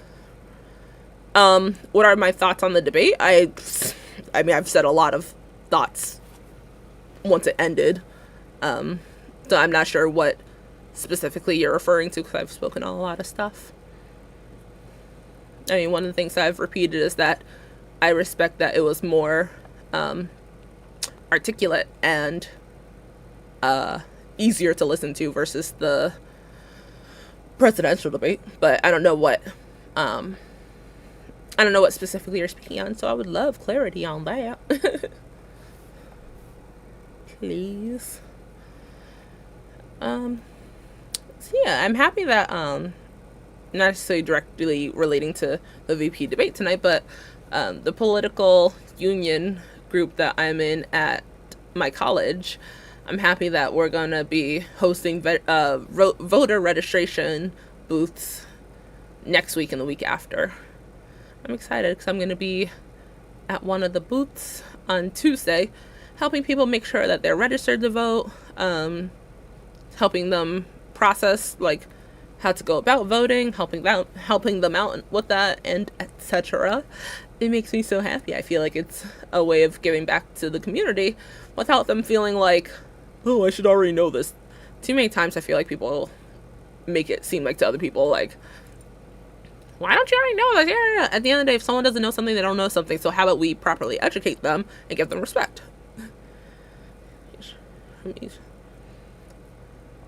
Things that you liked from each of the candidates, or things that you didn't like. I like that they both actually seem like they care about. I'm intentionally being selective with certain words because I don't know yet what Twitch does and doesn't like, so I'm not trying to be all censorship. I'm just not trying to get yeeted off of here. But as far as pew pew violence, I like the fact that they both actually, like, I would comfortably say that they both actually seem like that was a topic that is of a big concern to them. I like that Vance briefly, I wish he would have elaborated more. It's something I would have wished, but nonetheless, I like the fact that Vance elaborated some on the importance of mental health, and I like that Walls elaborated on the importance of, I guess one would say, device regulations, because I think both are needed. Both are needed. But there also needs to be, from both sides, more talk on, okay, Vance, how do you think mental health care will directly help said instances? And what do you and Trump plan to put in place to help target that and make sure that everyone has access to proper, affordable health care? Okay. And Walls, if you feel like devices need to be regulated, why? And what will you and Harris do to make sure that is in place? Because, I mean, realistically speaking, in my opinion, I know other people are going to disagree. That's on them and this is on me. I think both are needed. I'm not going to speak on which one's more important than the other, because both are important for different reasons. Again, if people disagree with me, that's on them. But that is something that I liked from both of them that they spoke on. Things I didn't like, I mean, it's showing that, okay, so I'll say something on, directed towards the right and something directed towards the left. Directed towards the right, it kind of irks me how much they've been playing on this topic of just making so many topics relating back to immigration, because it's presenting this rhetoric that isn't as accurate as what people should be hearing. And this isn't me trying to simp over anything or anything like that. It's just plain out fact. It's easy enough to see that the facts say, like, homegrown Americans are committing more violent crimes than undocumented immigrants. So the root of these problems isn't just like a, well, you know, if you want housing, then we need to send people back home kind of thing. Ha. No, because even if not a single undocumented immigrant was in this country, at the end of the day, the price of housing and the price of food and the cost of rent and whatnot is still at a stupid rate. So on the right side, I really wish that they would stop increasing this concept of, like, point the fingers at immigrants. No, because at the end of the day, point the finger at yourself. Because what have you done and what haven't you done? What haven't you done? I mean, tell me the last time a school pew-pewing was done by an immigrant. So that is one specific thing. Not saying all things, but one specific thing from the right side that I wish they would do better on. I'm not opposed to them talking about it. I'm not opposed to them believing that there needs to be, you know, stricter laws or more regulation and whatnot. I'm not opposed to that belief. I just wish it wasn't such the quick answer to things, and they actually gave out proper information about that, because I just don't like improper information being sent around. As far as on the left's side, something that I wish was, how do I word it? Something that I wish they would speak more on is, and they have spoken on it, but I wish there was a better set of policies and actions in place regarding obtaining further education in the society and making sure that going to college or university isn't pretty much a death sentence to your wallet, while also being like, you need to go to college. If I need to go to college, which I chose to go to college 10 years after getting done with high school, I chose to go to college. I'm at a better place in my life where I can. But if we're going to promote so much about college, then there needs to be more impactful policies and stances that are presented to Americans where, okay, if you choose to go to college, awesome. This is how it's actually going to be, this is how it's going to benefit your life, and you're not going to start off at already 19 years old being in debt or whatever. So again, I know that, certain politicians have spoke briefly about it, but I just don't feel like there's not enough erg to it. So yeah, I mean, I don't know if that answers you at all. That's just one specific thing on each side that I wish they did better on. I mean, I'm in a position, thankfully, where I was able to get a grant and financial aid. So as of right now, my semester, I don't have to pay out of pocket for, but I'm trying to go for my master's. And it's kind of unfortunate that to do almost anything within the psych degree that I'm going for, you pretty much have to get a master's to do anything. It's partially understandable, partially where are the jobs that I could be going into along the way that A, will actually pay well, and B, I'll actually have a say in how things should go because of my college education. It's still just really heavily pushed on by, insurance regarding the psych degree, psych major, stuff like that. It's really just you end up being a soldier to the insurance companies, and I don't like that. So hopefully that answered you. I don't know if you were looking for something else. I don't know if maybe you think I just answered like a politician, but I tried to give an authentic answer. So that was a cool debate. Very interesting. I know in my class tomorrow for both English and my political science class, I know we'll be discussing the debate, which I'm so happy about. Especially in my political science class. My teacher is really amazing, and he does a good job at his job. So, which teachers need to be getting paid a livable wage and shouldn't be coming out of their own pocket to supply us. So, sidetracking. The next time I will go live will be on most likely Friday. I was saving Wednesday evening, just in case if we didn't end up getting to watch the debate today, then okay, maybe we'll watch it tomorrow. But we watched it today. Ooh, yay. So tomorrow, I do not plan on going live. I got classes and I need to do more homework. I got a lot accomplished today thanks to my study session with my besties. So that was awesome. I do plan on having Tuesdays being my earlier streams as a whole. This was a special stream, this debate one. But earlier today I got on stream at 12 p.m. Eastern Standard Time, my time, and it seemed like it went well overall.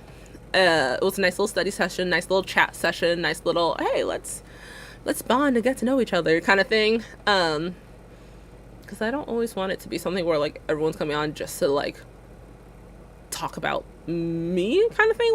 I'm just as nosy and I want to learn about y'all. So I like that Tuesdays are meant for that, and education and productive, just chill vibes. I always say I'm fine with being your background noise. As noisy as I am and as annoying as I know I am fine with being your background noise. If for some reason you vibe with my noise, I'm fine with it. So yeah, so Wednesday I'm definitely going to do more school stuff.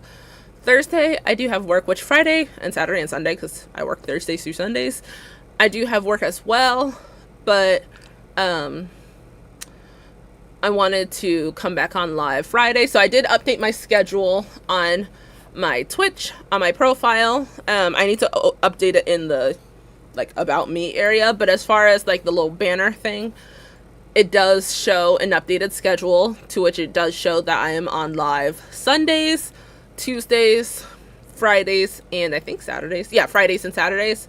Sometimes that will change, if I got a concert to go to, if I have a performance, if my choir is performing, if I have something to tend to out in the world, etc. If I just really need a mental health day off. So my schedule will change at times, which I said in my banner, it's subject to change. But I will update it on my profile. So, yeah, as of right now, I do plan to come back on live this Friday.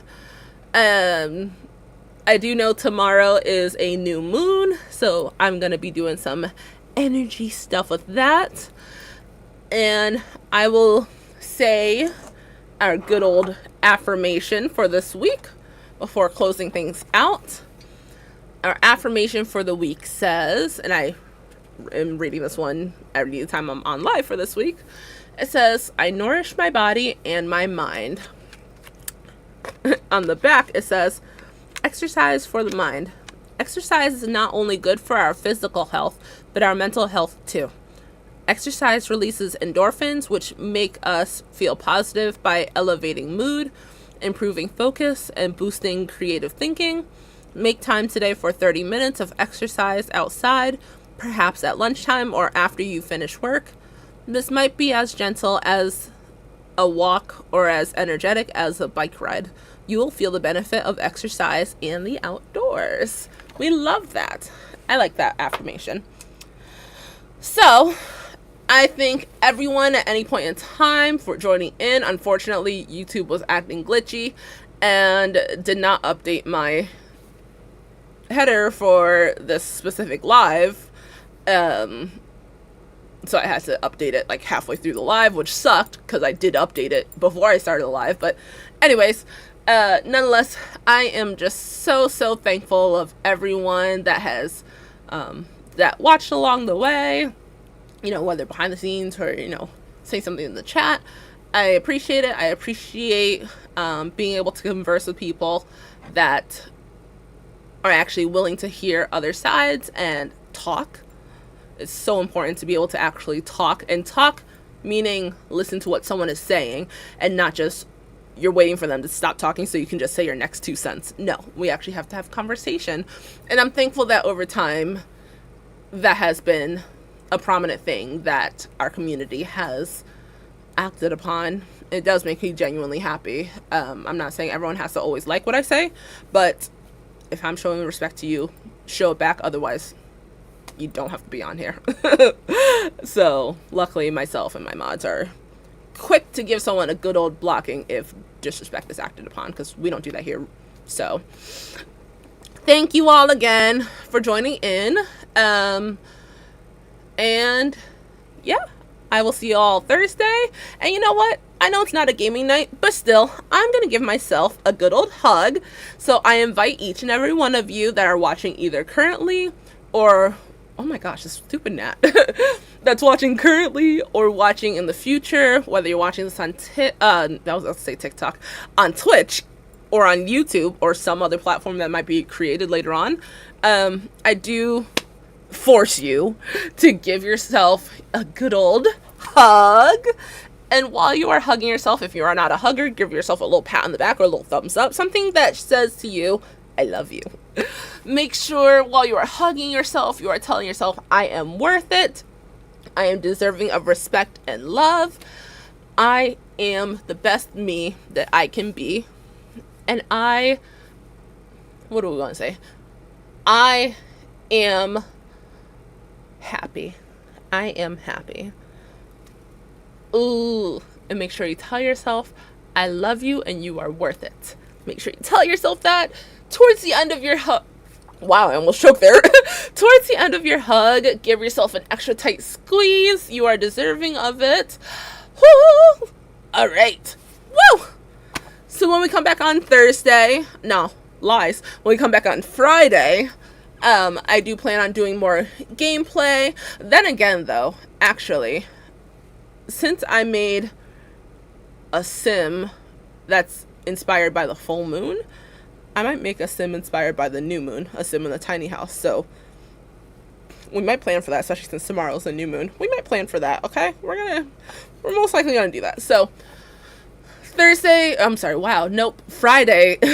Friday will be some create a sim, build mode type of stuff, depending on the vibe of things. So yeah, you all stay hydrated. I wish you the best. Get out there and vote in November, please. And thank you for being here. All right. I love you. Thank you again. Bye.